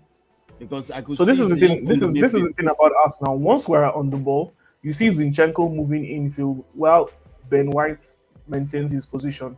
So when Arsenal attacks, they attack with a 3-5-2.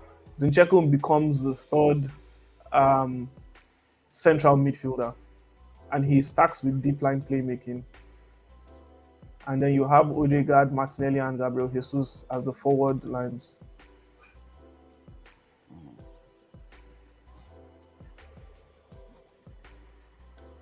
Malacia fouling right there, Bukayo Saka.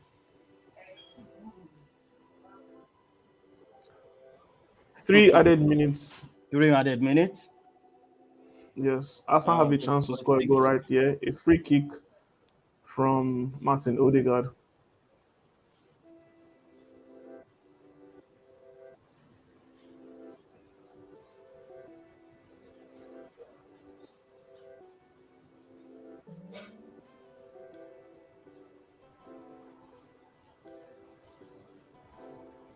Free kick. Has it been taken? It's been taken.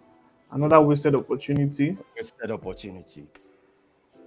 Wasted opportunity there, guys. It's going to be the end of the first half. David Gea taking his time.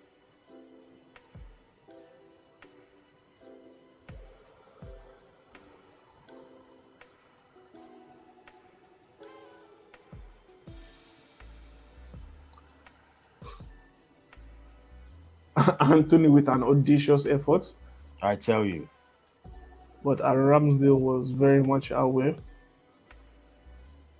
I think Eric Ten Hag would definitely be happy going into halftime. Um, Majorly because his team are in the lead. Yeah. They started the game the way he would have expected them to, and they tried to create good chances, out of which they've been able to convert a goal. So winning the game is the most important thing. United are doing that right now. and I'm sure he'll be very happy with that. He'll ask for more of the same, and probably more of his players retaining the ball and doing more with possession.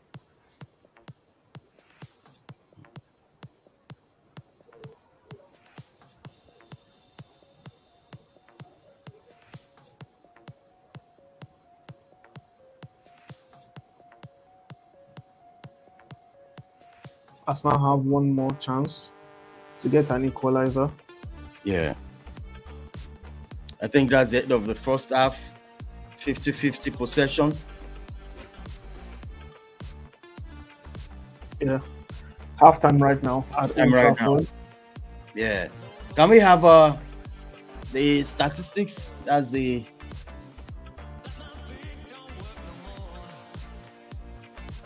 it's 1-0. So how you feeling, okay, how you feeling as an Asaf? How you feeling? I feel robbed. I feel robbed. I felt Robbed. yeah, no Damn. doubt.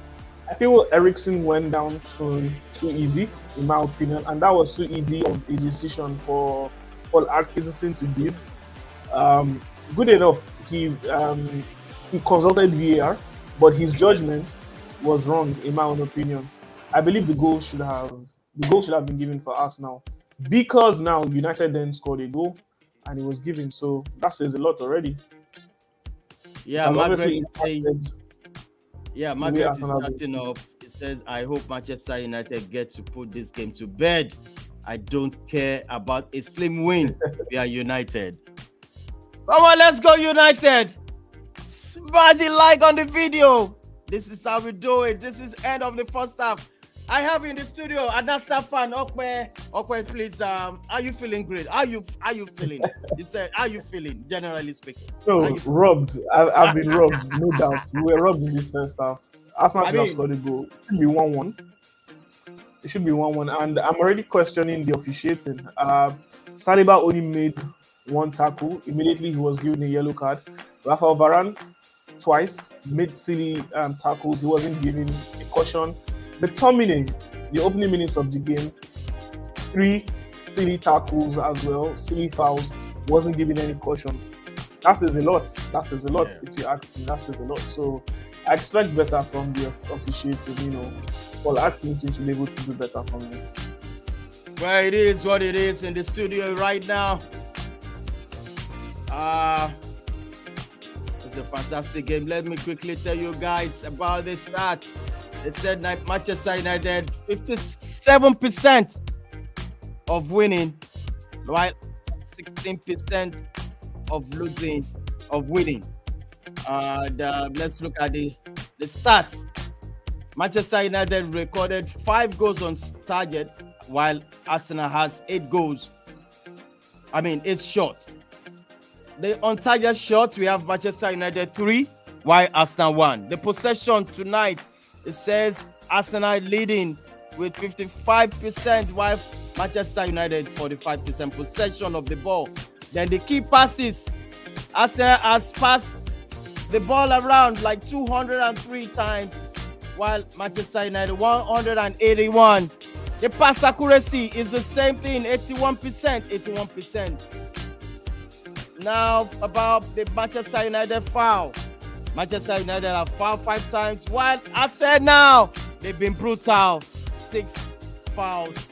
Yellow card for Arsenal, no red card on both sides, no offside, and 3 corners to Arsenal. Into this game, it is what it is. So, what players are you thinking about to bring in from your coach? Look, for Arsenal, they just need to maintain the same players. They need to maintain the same attitude, but they just need to be more productive in the final third. They've been able to get themselves in good positions, but the likes of Bukayo Saka, I believe, needs to do better when the ball is at his feet. I believe Gabriel Jesus needs to try and get himself into more dangerous positions. If necessary, him coming out to the wing while Gabriel Martinelli goes in. Although we've seen what Martinelli can offer in this game, putting himself in a good position to score the goal that he did score. So I think so far so good. is all right from Arsenal. They just need to be more productive in the final third. I think Lokonga needs to be more assertive when Arsenal are without the ball. I think Granit Xhaka is working hard alone, and definitely when Arsenal face the counter, I believe Xhaka and Martinelli need to assist Zinchenko. I wouldn't blame Zinchenko for the goal. He was drawn into the game by Marcus Rashford, and then not being able to block Rashford, not being able to tie Rashford down. Rashford was able to pick up a free Anthony. Usually, you would see a Granit Xhaka there helping, or you would see a Gabriel Martinelli there helping, but obviously not. United were so fast on the counter, and we all know that United under Ole Gunnar Solskjaer, that's the way they operated. They Yeah. let you have the ball and they hit you on the counter.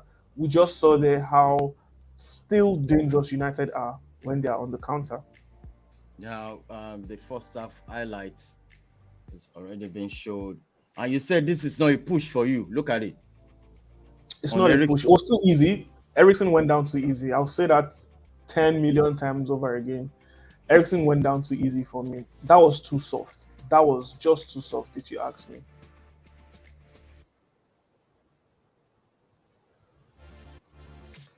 But then, majorly, another man to blame for this goal has to be Gabriel Magalhaes. Um, Yeah, it the was the, the tackle, him going, him for Bruno. chasing, yeah, him chasing Bruno, I believe was not needed. He could have allowed Sambi Lokonga and Xhaka to deal with that. However, both Xhaka and Lokonga were so high up the field, Up the field. he had no choice but to go and make that challenge. And when you go in for challenges like that, you need to make sure that you win that challenge. He didn't do that. He went ahead to commit himself. It's only natural of Zinchenko to try and help Saliba.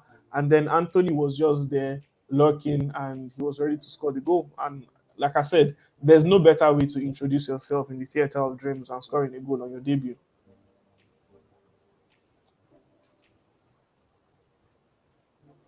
Well, I'm just looking at the look at the pass from Ericsson to Fernandez on the midfield, then dragging Gabriel outside, then Rashford has a time to pass to Anthony.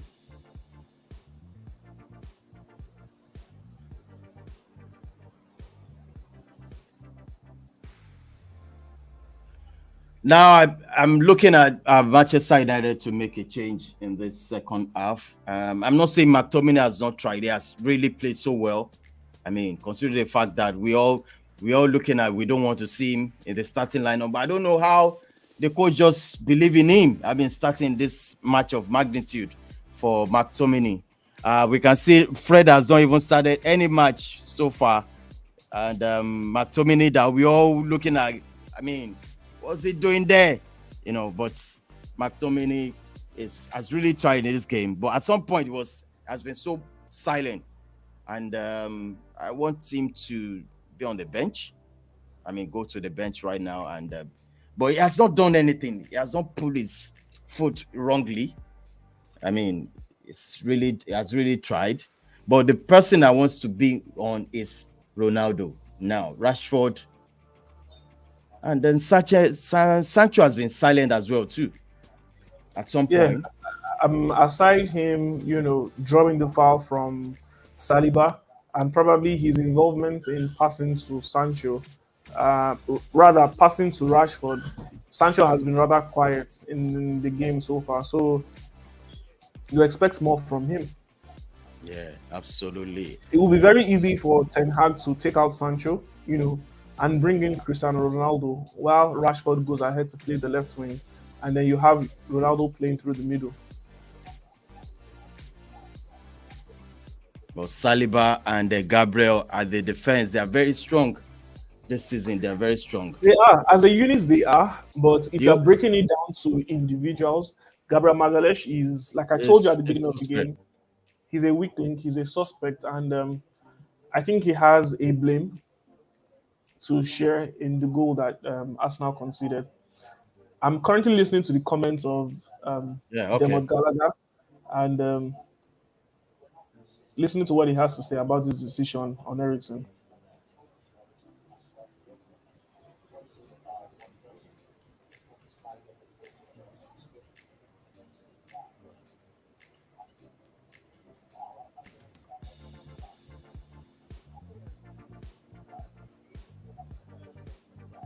Surprisingly, Demon Gallagher as well thinks it's a foul. I'm I'm shocked. I'm shocked that the head of referees in the Premier Absolutely. League Ah, thinks that type of soft decision is a foul.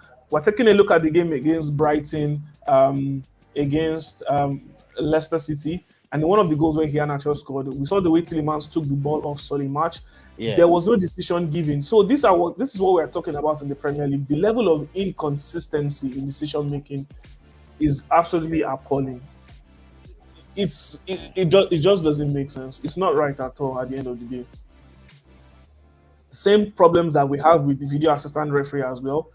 Huge inconsistency with that, you know. Mm. So I believe the Premier League, the officiating team needs to do better because the mistakes that they make become costly to teams. It Um, becomes I want to to hear balance. from somebody. Hold on. I think I have a caller from. Can you hear him from your side? Yeah, I can hear it. I can hear the caller. All right, please talk to me. Who are you? Where are you calling from?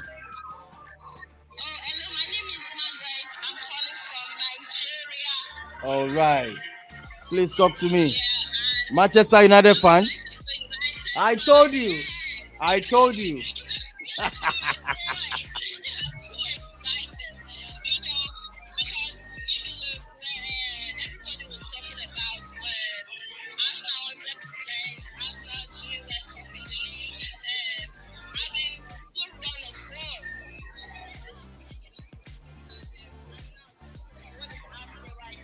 All right.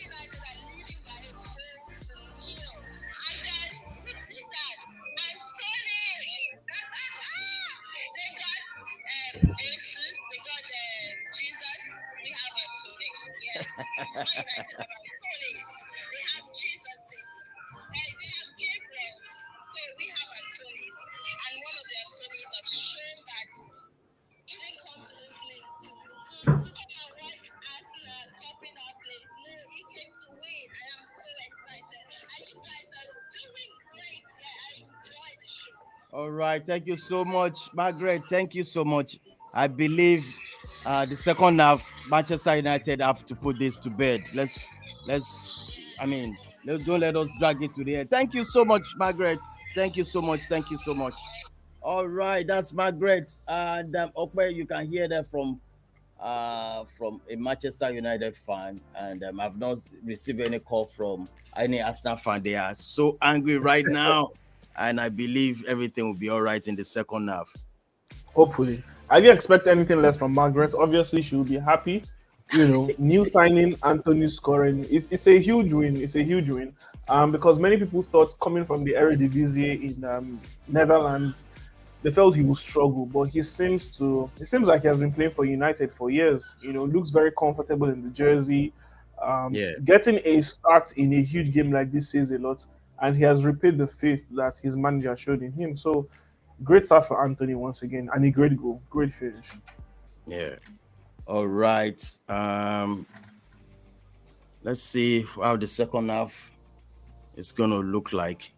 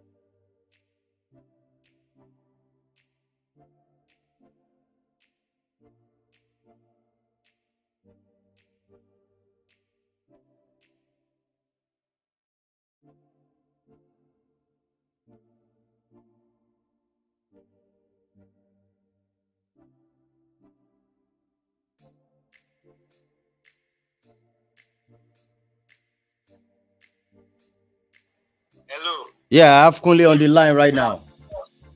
Yeah, talk to me. Yeah. Yes. Good afternoon, John. Good Yeah. afternoon, Obed. Good afternoon, Manchester United fans. Good Good afternoon, afternoon Arsenal to you. fans. It's fine Sunday afternoon. I'm very happy. Yes. I never thought Manchester United were going to be here. I never knew Manchester United were going to take the lead that way, but that was surprising because seeing how free Anthony was that was a very good goal, and I'm happy he scored. I was rooting for him before the start of the match, and I hope that he does continue this way because he's really a very good signing for the club. So a good one for Manchester United, but as we know, it's very difficult for Manchester United to always hold on to their lead. They are going to do a lot of defending in the second half. I don't know if they can keep up. Arsenal are very strong. They would want to keep their unbeaten run intact. So it's still all to play for, but I wouldn't be so excited just yet. They need to get the job done in the second half. Otherwise, Arsenal might pull one back on them. So they need Yeah. to be extra careful heading into the second half. Yeah, I think the match has started from your end, okay? Am I right? Definitely. Second half has already Second started. half. All right, Kunle, Arsenal thanks for and calling. We're going straight to the second half right now. All right, thanks for calling. All right.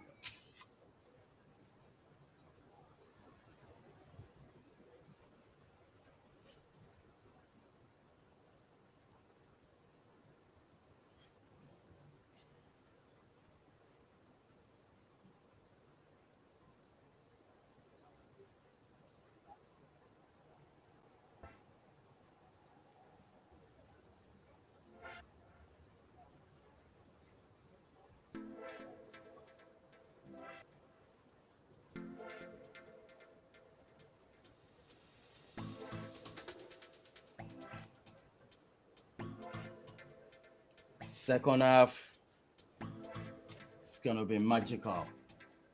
Arsenal are already coming out. Hmm. What's Zinchenko giving an incisive pass to Gabriel Martinelli. He pulled the ball into the box, but sadly it was behind Gabriel Jesus. Seems like Arsenal are unlucky so far in this game. They need a bit of luck to shine on them. yeah, They're going to get a goal in this game. You were talking about changes at halftime. yeah, A change that Mikel Arteta usually resorts to is bringing on Takahiro Tomiyasu when he feels Arsenal need to provide more chances from the back as well. Look, Ben White has been a good cover at right back, but you know his natural abilities are that of a centre back. So in terms of him creating chances, he's not going to do that so often, even when he moves up the field. So in terms of creating a balance, trying to create chances from the right hand side as well, and giving a bit of leeway to Bukayo Saka, you might see Tomiyasu coming in early in the game for Ben White. A chance right there for Arsenal. Gabriel Jesus on the ball, dribbling, taking on every single player in the Manchester United box. But sadly, he's lost the ball already. I feel he should have taken a shot after getting the first touch on the ball. yeah. But I must say, United have been extremely organized while defending. Extremely organized. When United are defending, you have also McTominay and Ericsson dropping back to actually stay put in front of the back four. That's highly notable from United. United is extremely organized. I haven't seen this from United in a very, In a very really long very time. long time. Yeah. Yeah, and I must say that the impact of Ten Hag is felt immediately. You will see that all over the team.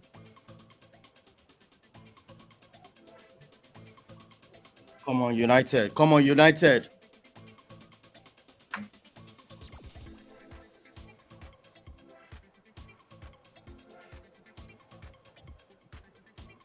Mikel Arteta is obviously out of his technical area. He's at the touchline, almost like a linesman, shouting down instructions to his players. He's obviously not pleased with the way they are not being productive with the chances they are getting. But you know what? So far, so good once again. Arsenal are with the ball. It seems like United are ready to leave Arsenal with the ball in this second half. From what I'm Yeah, seeing, yeah. United are defending now with a wow. It looks like a five at the back. United have a five at the back. Ericsson has dropped in beside Lisandro Martinez while they're defending. So obviously, United want to keep this 1-0 lead with these players on the pitch. United are ready to just finish this game with a lone goal and with a slim margin. This is going to be very dangerous. We're It's looking a for huge counter. gamble from Just United. we're looking for counter. You see. Yes, it's a We're huge looking for, gamble because if Arsenal score a goal, the purpose is then defeated. And if Arsenal score a goal, they want to get back into the game. If Arsenal scores a goal, it's like the game is starting from the beginning again, 1-1. So um, it will be difficult. I wonder if this is something that can be sustainable for 45 minutes. If it is, that says a lot about Arsenal as well. Arsenal not being able to create chances against a deadlocked team. And that might force Arteta to go back to the drawing board. So this is a huge test for the likes of Gabriel Jesus, Bukayo Saka, and Gabriel Martinelli. come on.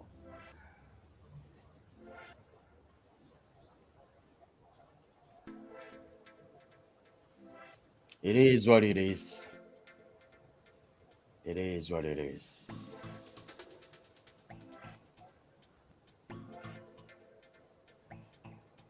I expected a tougher battle between Bukayo Saka and Tyrell Malacia, but it Uh-huh. seems like Malacia is backing off a lot and allowing Saka to have a lot of the ball. Oh yeah.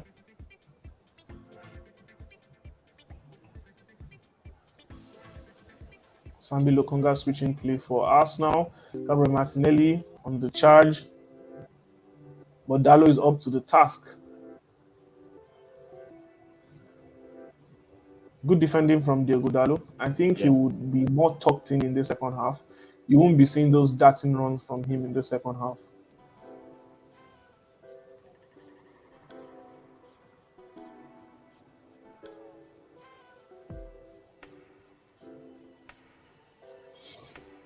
Arsenal with the ball once again, taking the ball all the way to the back with Aaron Yeah. Ramsdale starting again.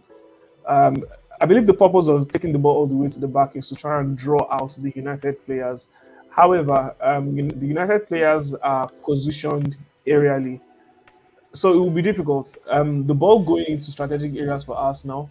Wow!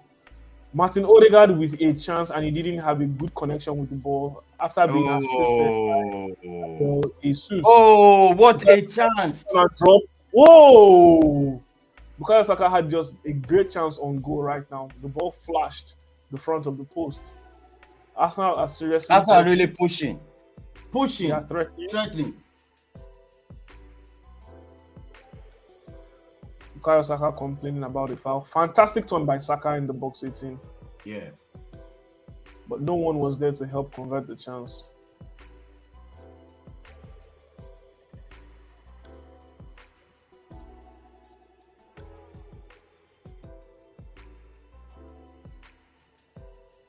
Saka on the ground. What a chance for That was a Arsenal great there. chance. A But great even chance. with Martin Odegaard should have been a whole lot more alert. He should have been ready to convert that chance from Gabriel Jesus. Gabriel Jesus getting the better of Lisandro Martinez. Fantastic ball laid for Yeah, Odegaard. for Lady Odegaard. Even if he couldn't take the first shots, the first touch on the ball would have cushioned him. He should have done a whole lot more better. Odegaard has no excuse for that. No excuse. No excuse. No excuse.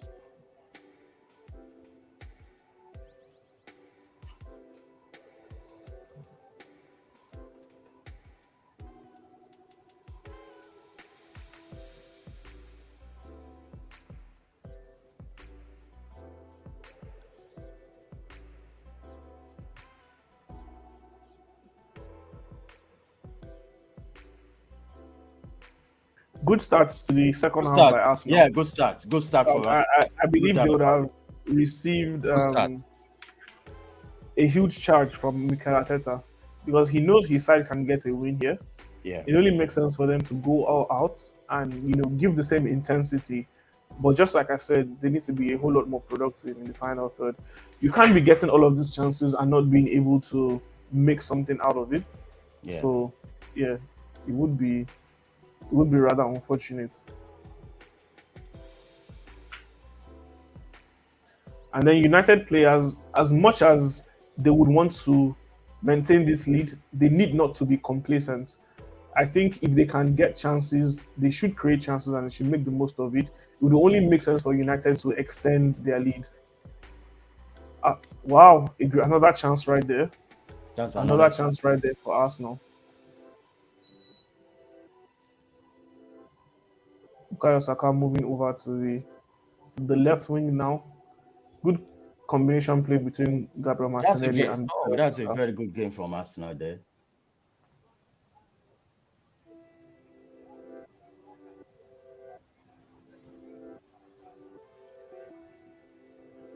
Great attempt by Yeah. Bukayo Saka. Great attempts. You can see how animated Mikel Arteta is on the touchline.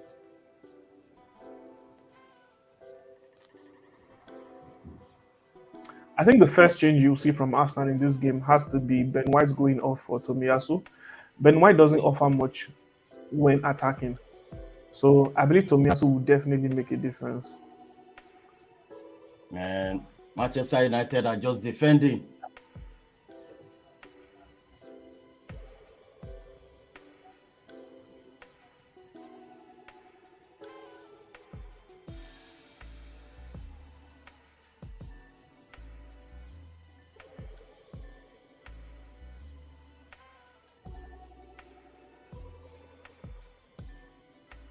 Man United now playing out the back from Lisandro Martinez. But trust William Saliba recovering the ball right there from Marcus Rashford. In the long run, we definitely would not see Marcus Rashford as United's number 9. I think he lacks certain qualities needed to Yeah, be to the main hold striker ball. for exactly.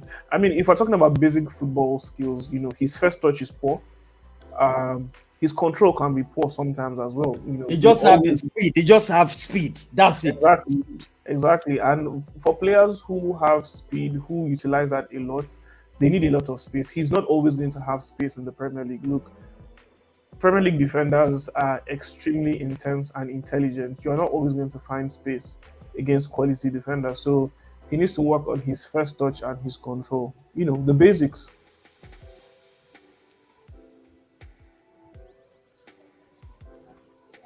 Arsenal back in possession. Yeah. While Bukayo Saka is really taking the game to Tyrell Malacia.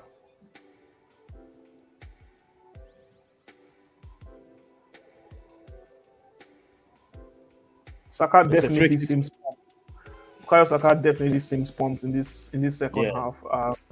Whatever Arteta said to him, he said the right things, and I hope he scolded him and gave him that ginger that he needed because he seemed to be a bit dreadful and wasteful with the ball the in the first half. So United are about to make their first change. Anthony, the new signing, is going off.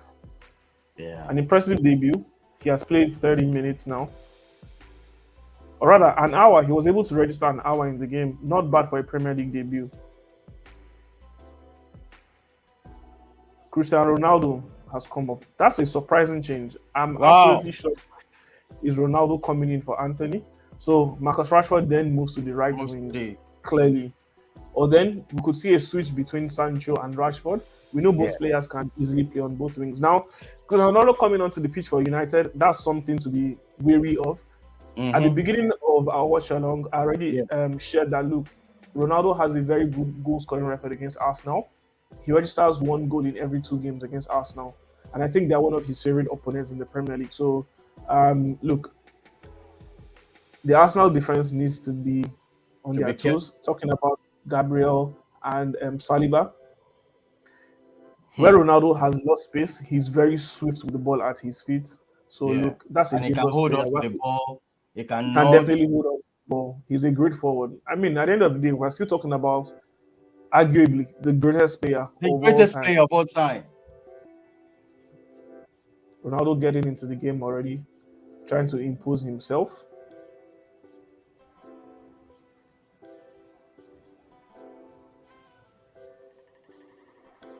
Great pass by Bukayo Saka to Ben White, but he lacks the pace to be able to get onto the ball. Great inventory from Saka. He's playing a whole lot more better in this first half. In this second half, I It is believe second he'll half. be able to Yeah. come up with a good chance for Arsenal. Just like I said at the start of the second half, the first 15 minutes of every second half in games like this is extremely important. We're heading towards the first 15 minutes of the game very soon. Arsenal have still not been able to score a goal. Good ball in by Martin Odegaard. Arsenal have equalized. Bukayo Saka with One an one. equalizer for Arsenal 1-1. Football. Great, great goal. Great goal. Defense One splitting one. pass from Martin Odegaard. Gabriel Jesus was not able to get at the end of it, but then Saka was there and he was ready to equalize. The boy, look, he looks fired up in the It second looks half. fired He up. knows that Yeah, we he just knows said he he just has said a it lot just to now. prove. He has a So lot it's to one prove, one. and I told you before the goal was coming. Bukayo Saka definitely getting that goal for Yeah. Arsenal. Great interception from Granit Xhaka. It started from him. Quick 1-2 with Gabriel Martinelli, then giving the ball back to Odegaard, who gave a defense splitting pass. Varane was able to hold on to Gabriel Jesus and not allow him. It was even Diego Dallo that took the ball off Gabriel Jesus, but then Yeah. Saka was in the right place at the right time and he put the ball at the back of the net. No doubt about that. Bukayo Saka scoring his first goal of the season for Arsenal, his One first Premier one. League goal of the season for Arsenal.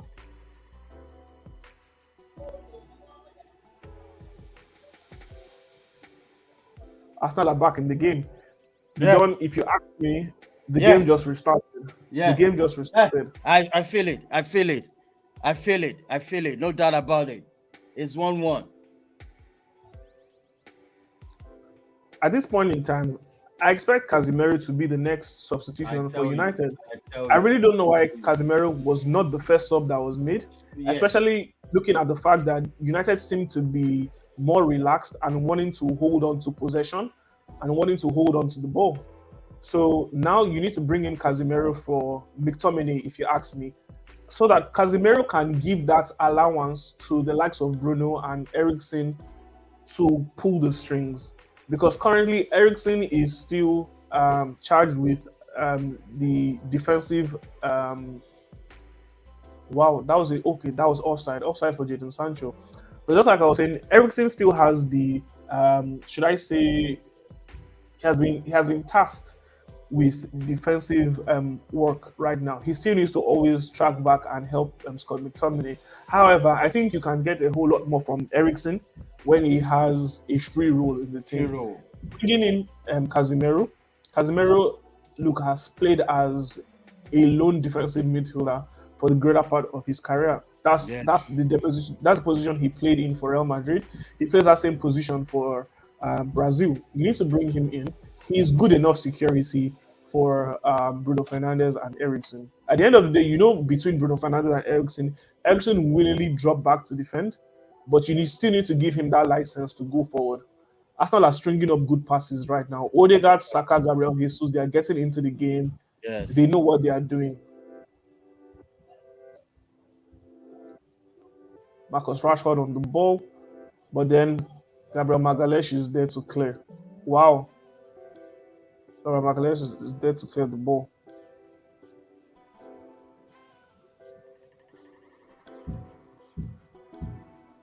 Great ball there from Ericsson. We were just talking about him and his Yeah. playmaking prowess. Look, I believe he needs to be given a license to go forward. I don't think Bruno gives the same The that same. Ericsson gives in the game. Bruno is not going to give the same work rates, and Bruno is only tasked with ball progression. At this point in time, I don't think United should care so much about progression of the ball. Yes. They should care more about trying to get a goal in, utilizing the wingers, utilizing the ball down the wing. Try and find a weakness if you can. The systematic play is not going to work anymore. Adrenaline is into the game from the Arsenal team. These Yeah. Arsenal boys are pumped, just like I said. So look, United need to think about not controlling the game and trying to get a goal out of the game. Arsenal Yeah. are going to have the best possession from this game. Obviously, it's so clear right now. So United need to look for a different outlet to win the game.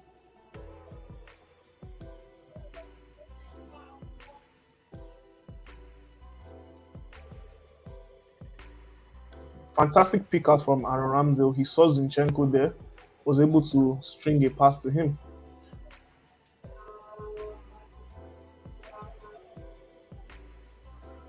And just as we hit the 15-minute mark, Arsenal got that equalizer. Yeah. So Yeah. that was brilliant. That was brilliant from Arsenal. Very, very brilliant. Now the game would be much easier for them.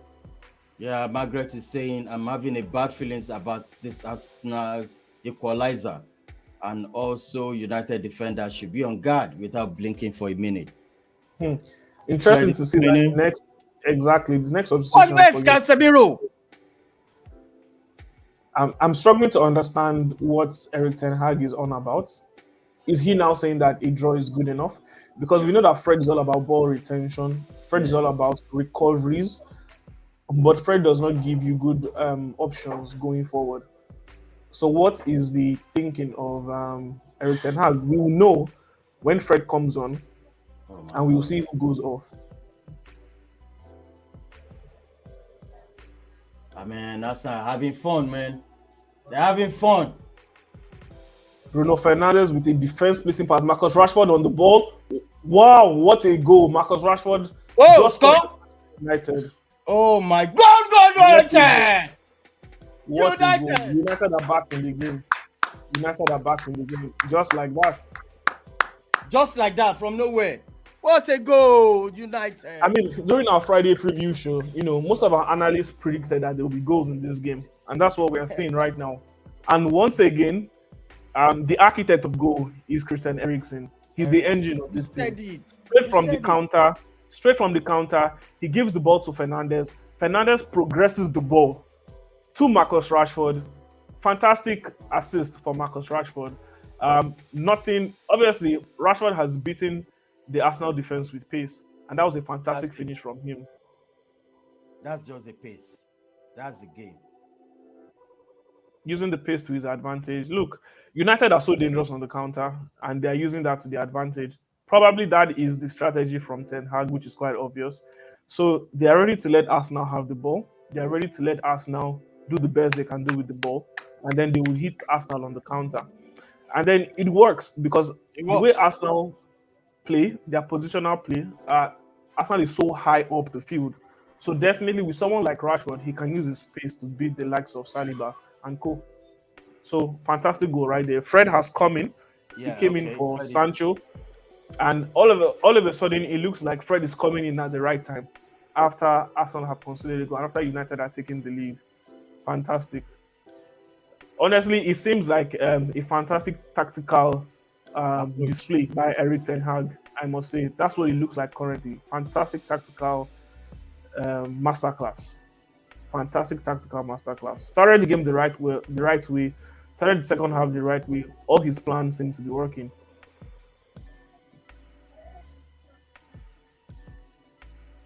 So Arsenal have more work to do again. Now They've look given at themselves extra work. Ericsson is the engine now. As in, Of course, the way he moves the ball quickly. of course. That's just what it is right now.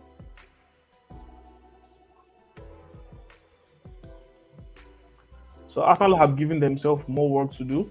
It took a lot for them to score the equalizer, and I hope that they're still in good spirits to be able to get another equalizer again. They need to get themselves back into the game. Absolutely.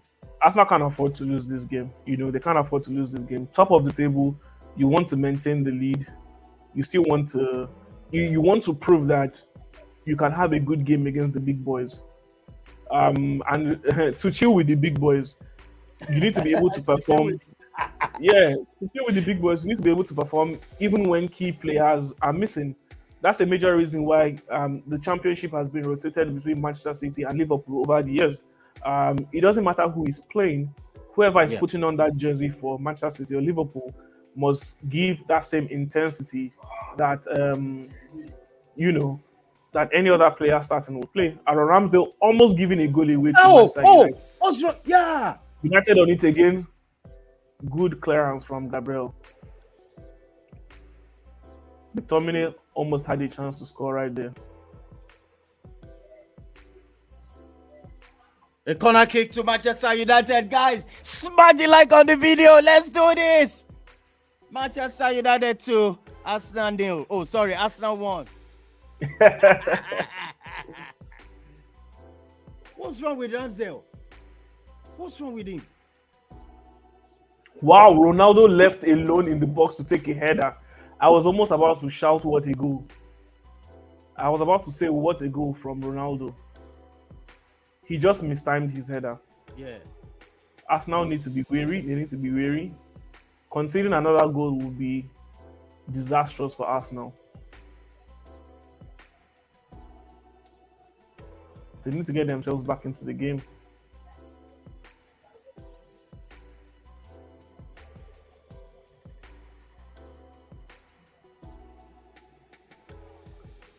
I think Mikel Arteta should be exploring changes.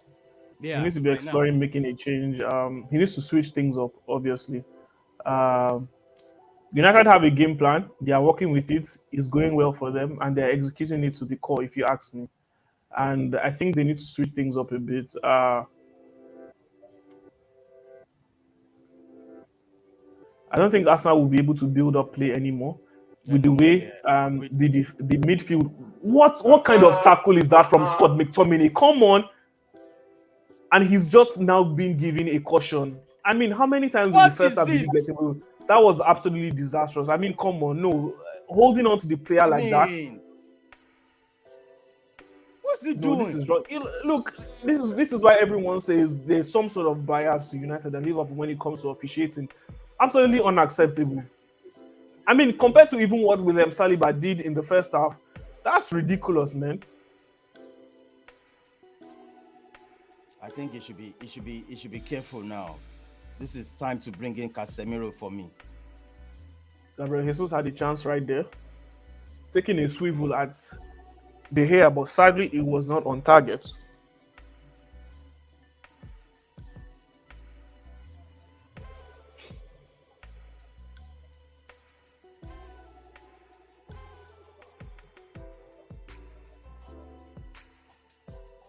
That's a nice calling from Gabriel Jesus there. Nice calling. Exactly, 20 minutes left in the game. Arsenal about to make their first substitution. Just like I called it, Edin Ketia will be coming onto the field. Fabio Vieira as well will be making his first start, or rather his first appearance for Arsenal, the £35 million signing from FC Porto. He hasn't deputized for Arsenal yet in the Premier League, although he has made appearances in Premier League 2 for the under 21 side, but he's about to make his first appearance. And I mean, what a game to make your first appearance in against United, 2-1 down. I hope he's able to make an instant impact in this game. Manchester United on the ascendancy, Ronaldo crossing the ball into the box, but sadly meets no one. A chance for Arsenal to make their first round of substitutions. And now United need to be scared and wary of Nketiah. He's one to be afraid of, Yeah. and he can definitely create a chance for Arsenal. So 20 minutes, or rather less than 20 minutes left in this game. Let's say Arsenal can get an equalizer and probably get something out of this game. Wow, 3 substitutions on the go Three. for What? Arsenal. Edin Ketia coming on, Fabio Vieira Three. coming on, and Emil Smith Rowe coming on. I'm excited to see what these boys can do. Look, So Edin Ketia has a who do you think is going to come off? First of all, I think Ben White might come off. I think Ben White? Really? yes, and probably Odegaard coming off as well, because Arsenal needs to go a bit more direct, and Smith Rowe is about direct football. So first person going off is Martin Odegaard. Emil Smith Rowe will be taking his position. Both playmakers, but different style of play. Odegaard likes to draw in players and switch the ball to the flanks, while you have Smith Rowe who likes to go direct at players.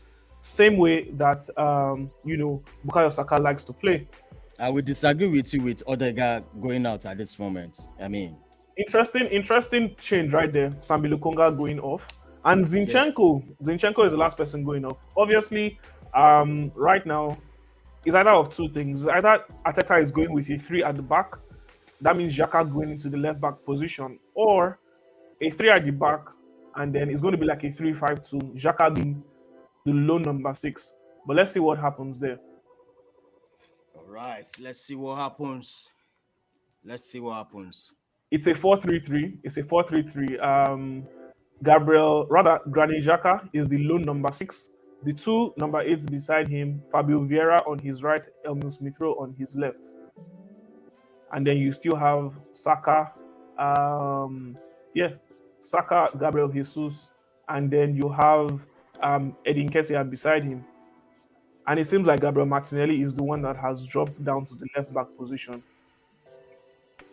So you can call this a 3-5-2 definitely at the end of the day. Defending is a 4-3-3. Going forward is a three It's, five it's two three with three five Gabriel two. Martinelli. Yeah, definitely. Gabriel Martinelli playing as a left wing back. And then you have Bukayo Saka playing as a right wing back. In the middle of the pitch, you have Granit Xhaka. The two midfielders in front of him, Emil Smith Rowe and Fabio Vieira, while you have Edin Kessie and Gabriel Jesus up top. I saw this from Arsenal during preseason a lot. This is Mm-hmm. not the first time Arteta will be using this type of formation. He did this a lot in the 2019-20 season. In fact, Arsenal always played with a back four under Arteta. Another chance for Manchester United. Eriksen with the ball. Is he going to score? He laid off the ball to Marcus Rashford. Another goal. United have scored another goal. Three It seems to be goals! game. It seems to be game over for Arsenal right Game now. over! It's all done. Done deal. United. Wow. Beautiful game. I told you it's gonna be That's massive. that's the danger of playing with a three at the back. And United are so dangerous in the counter attacks. Very dangerous. Great Rashford assist scoring two from goals.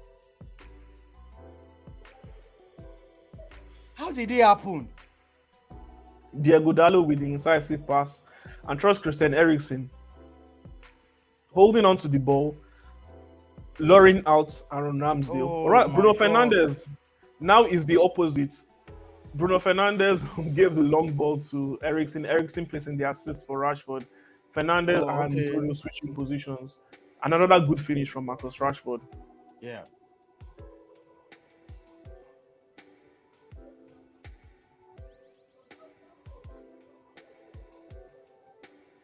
That means that changes has not produced anything yet. I mean, for now, Arsenal, because definitely that's the danger. That's the danger of playing a three at the back. You leave yourself open a opened. couple of times.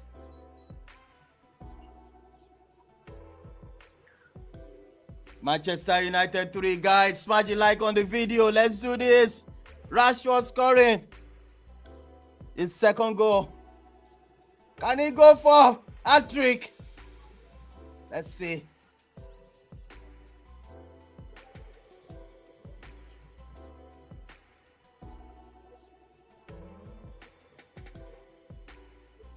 Rashford, come on.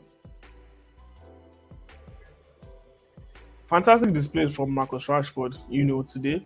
Scoring Yeah, two decisive goals for Man United. Yeah, confident is back. Last season was terrible for him. Terrible. Last season was absolutely terrible for him. So it's good to see that he's got his confidence back. He's scoring goals once again.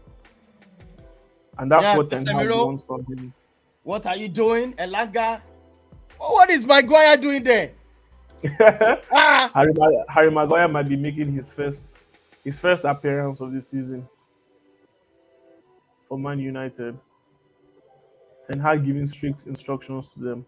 What's Maguire? He's not talking to you, Maguire. Leave it. Leave the place. Arsenal finally gets in the grip of the ball. Fabio Vieira.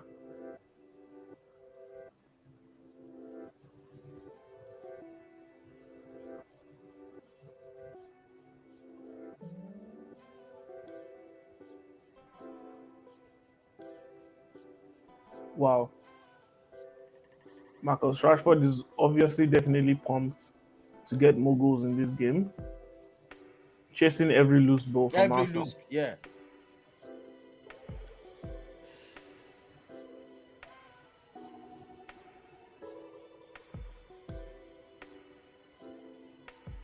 This is a fantastic display from Eric Ten Hag's boys.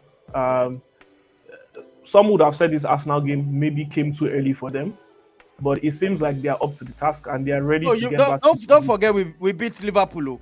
Don't forget that. Of course, Yeah. of course. But you beat a Liverpool side who many would say were not on their best performance. They were not playing so well, and they didn't have key players as well. So, but I mean, I take nothing away from that for United. It seems like the team has accustomed well to the tactics and the philosophy of Eric Ten Hag, and they're playing good football. Seems like some of the United players are struggling with cramps. Lisandro Martinez on the ground, Marcus Rashford on the ground, pointing to their groin area, to their thigh. So I don't know. cramps or a hamstring injury. Hopefully, that's not the case. Hopefully.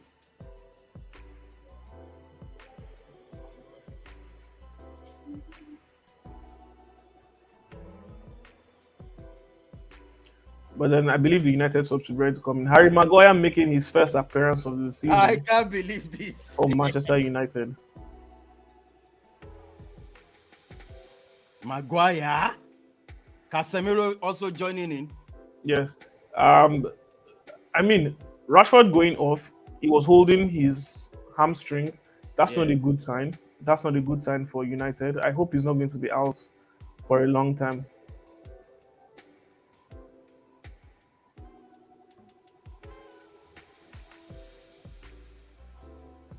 Okay, seems like Arsenal are going to switch back.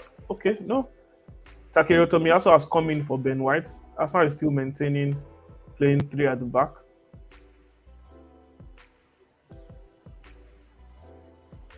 Just like that, Casemiro on the front foot already, giving that pressure to Arsenal players. That's Gabriel Martinelli make something out of this. Look, Diego Dallo seems to be playing like prime Dani Alves today. Daniel Alves.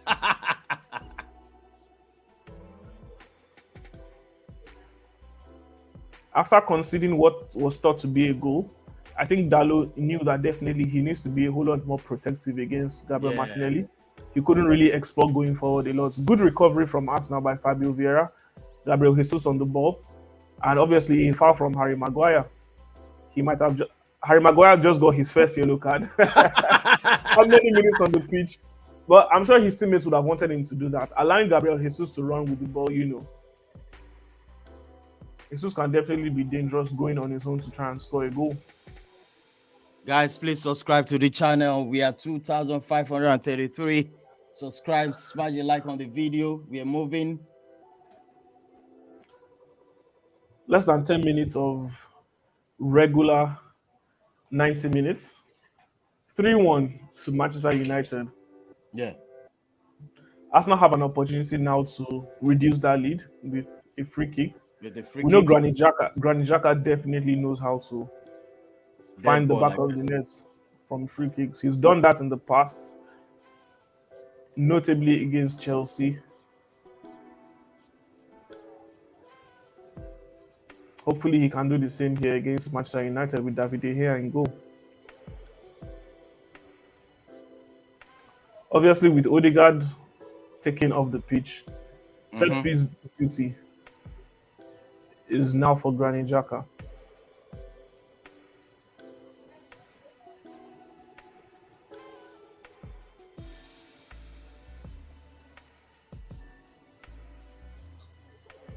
The United wall was strong solid enough.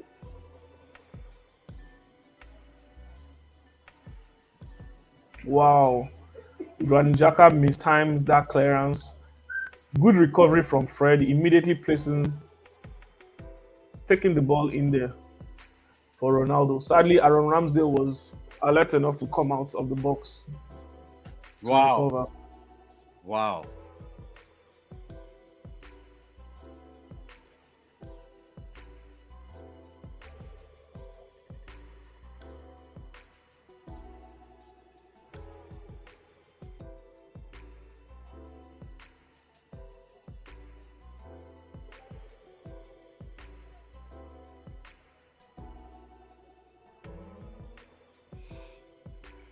Yes, it's hot in here. Getting heated. How many minutes to go? 6 Less than minutes. 7 minutes. Yeah, less than 7 minutes of regular 90 minutes of football. Man United leading 3-1 against Arsenal. Just like I said at the beginning of this game, this game will be a major test for Arsenal in terms of their maturity. This would have been a good way to silence a lot of opposition and a lot of critics.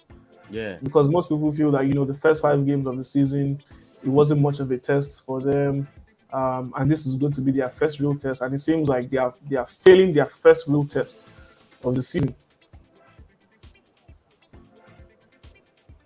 Professor Tuchel in the building. Prof. Tuchel, what's going on? Well done, well done, Wow. well done. It was a fantastic game. It's a fantastic match by Man United. We called it. I remember we Yes. called the game Ah, that Man United are going to. questionable foul right there from Harry Maguire. No. You mean no? You mean what foul? What foul? What foul? You didn't foul. That's not a Hmm. foul. Which That's not foul? a You for the first foul. goal? Are you talking about the first goal? No, this one No, now. I mean Harry Maguire holding Edin Ketia in the box. Okay. I thought you were talking about the first. What were your thoughts about the first goal? The first goal that was cancelled by Arsenal. The foul on Obviously, Eriksen.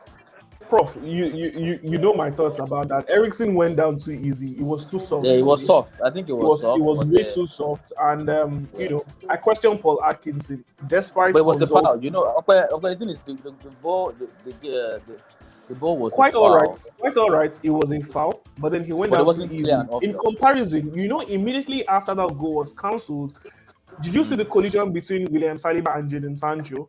Immediately Yeah. after that happened, Saliba was given a yellow card. I mean, in comparison, that doesn't make a lot of sense for me. In that same first half, in the first 5 minutes, McTominay made 3 silly fouls, was not given a card for it, was not sanctioned for it. That doesn't make any sense to me. So Yeah. there seems to be some sort of it's hard not to say that there isn't a favoritism from English officials to United and Liverpool, because we see this week in, week out. Taking a look at that Eriksen chance, watching the game right here, the analyst in the studio pulled up a clip from just earlier today in the Brighton versus Leicester City game. Yuri Yes, Tielemans it got did. the ball off Solly match, But that was shoulder to shoulder. fine, shoulder to shoulder, It but was then upper body. It was upper body challenge. The one on Eriksen was to his knee. Look, but the then Eriksen one was a foul. Prof, just But one I feel minute. like Let's take a look at the manner in which Solly match went down very dramatically, and the ref didn't blow. Same thing with Eriksen, and he went down quite easy. They gave the Leicester City goal. It stood. Why didn't the same thing stand for us now? My problem is the inconsistency with officiating. It really exactly. doesn't just make any sense. But There then should when be they a asked, standard. yeah, I get your point. When they spoke to the Premier League referee, the head of the Bernard referees, Gallagher. Demogala guy, he said, just It's a as foul. human I beings and was as shocked. players, Yeah. referees are also human beings, and they are inconsistent. Like what a referee might consider a foul, another one might not consider it so much as a foul. So for me, I didn't expect the VAR to call him to go and check it, because it wasn't for me a clear and obvious error.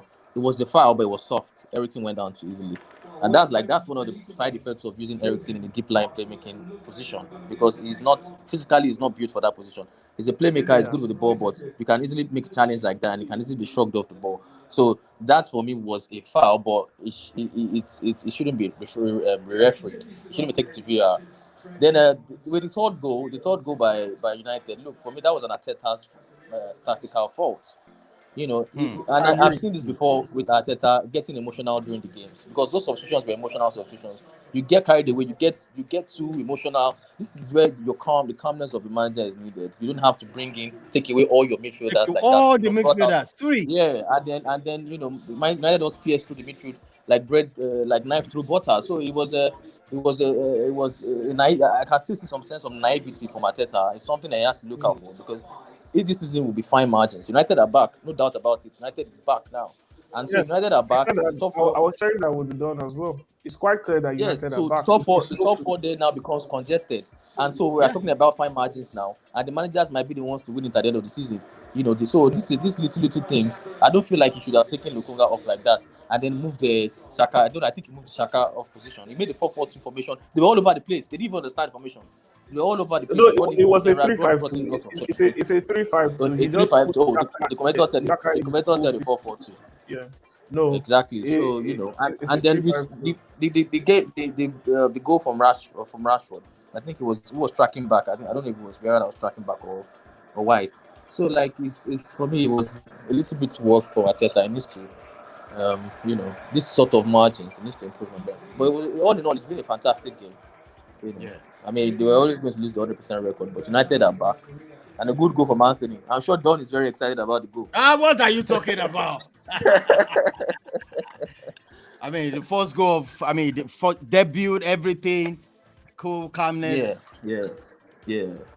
It's a good match. It's a good match. And 1 minute it's left good to to the have end of the United game. playing like this. It's good to have United. I mean, so it shows that the season is going to be a very interesting one. Very interesting one.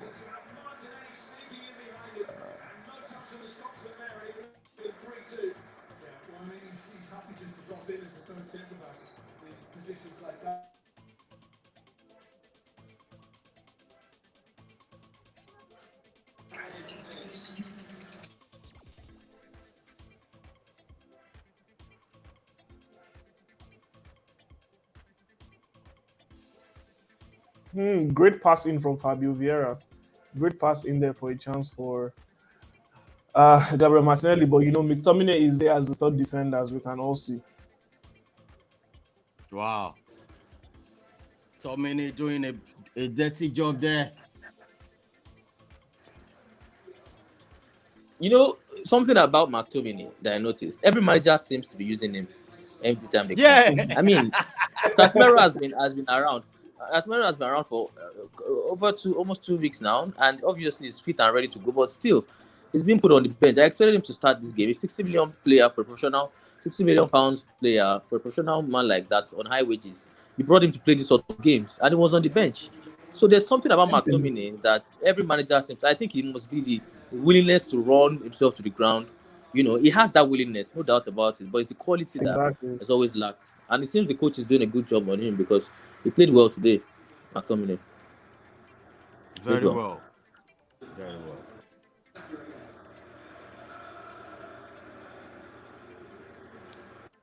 4 minutes at a time. Arsenal are really pushing forward.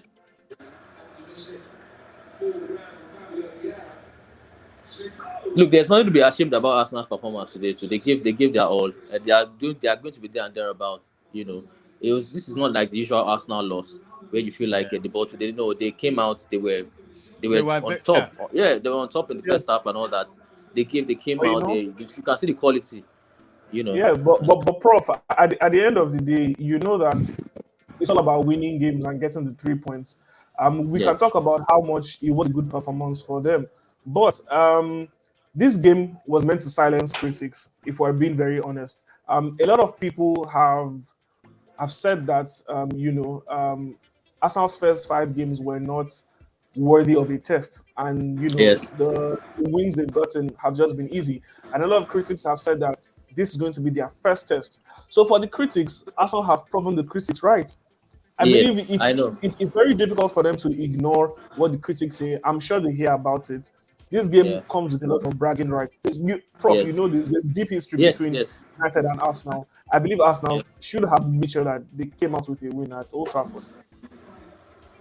absolutely. How many minutes to go now? I think a Yes. minute 2 Yes. or minutes. But 2 minutes.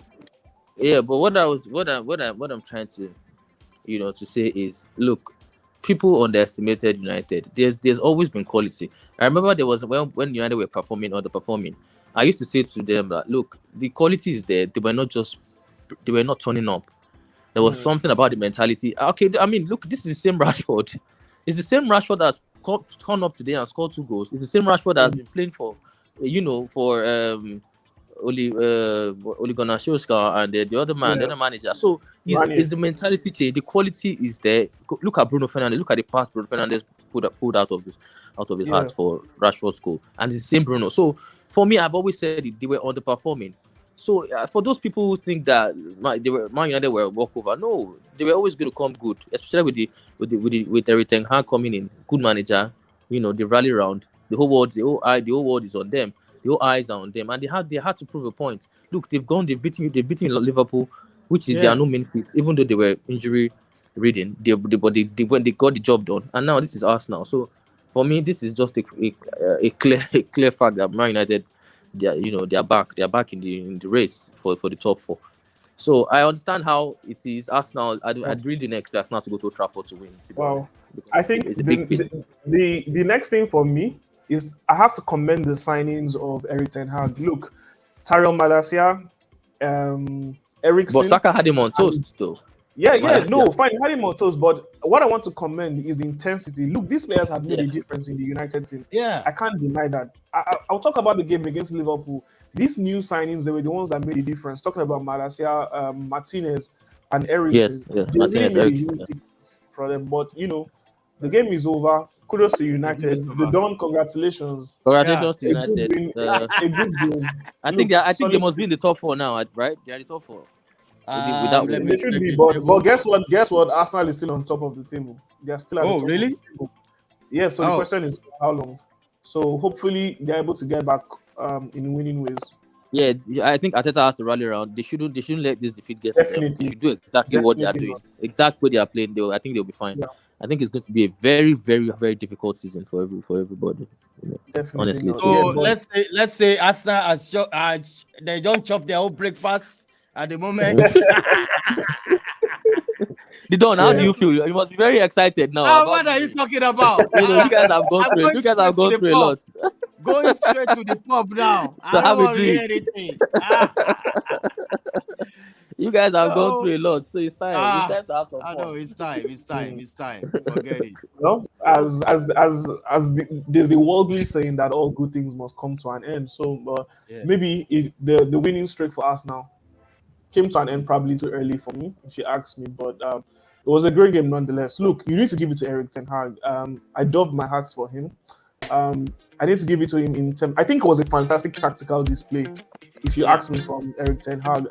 From the start of the game, the players started the game in the right way, with the right intensity.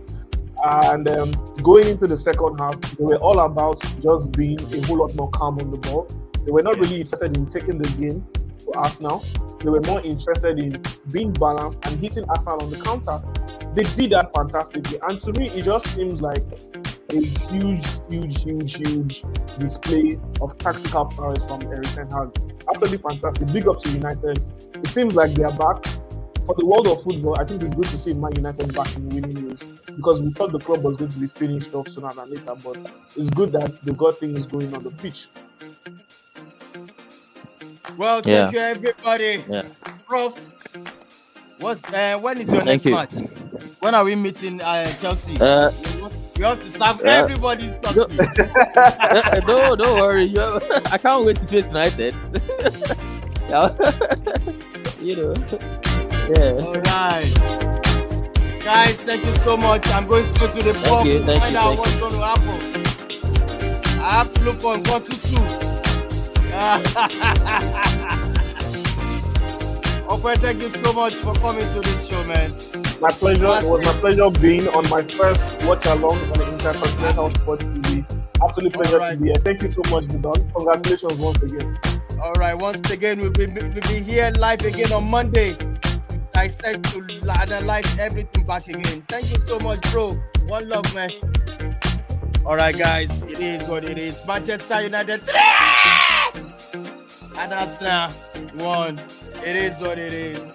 Yes, this is how we do it on this channel. One love, people. It is what it is.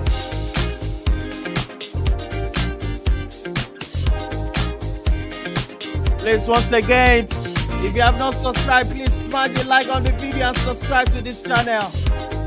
Let's do it together. One love, people. Bye for now. See you on Monday.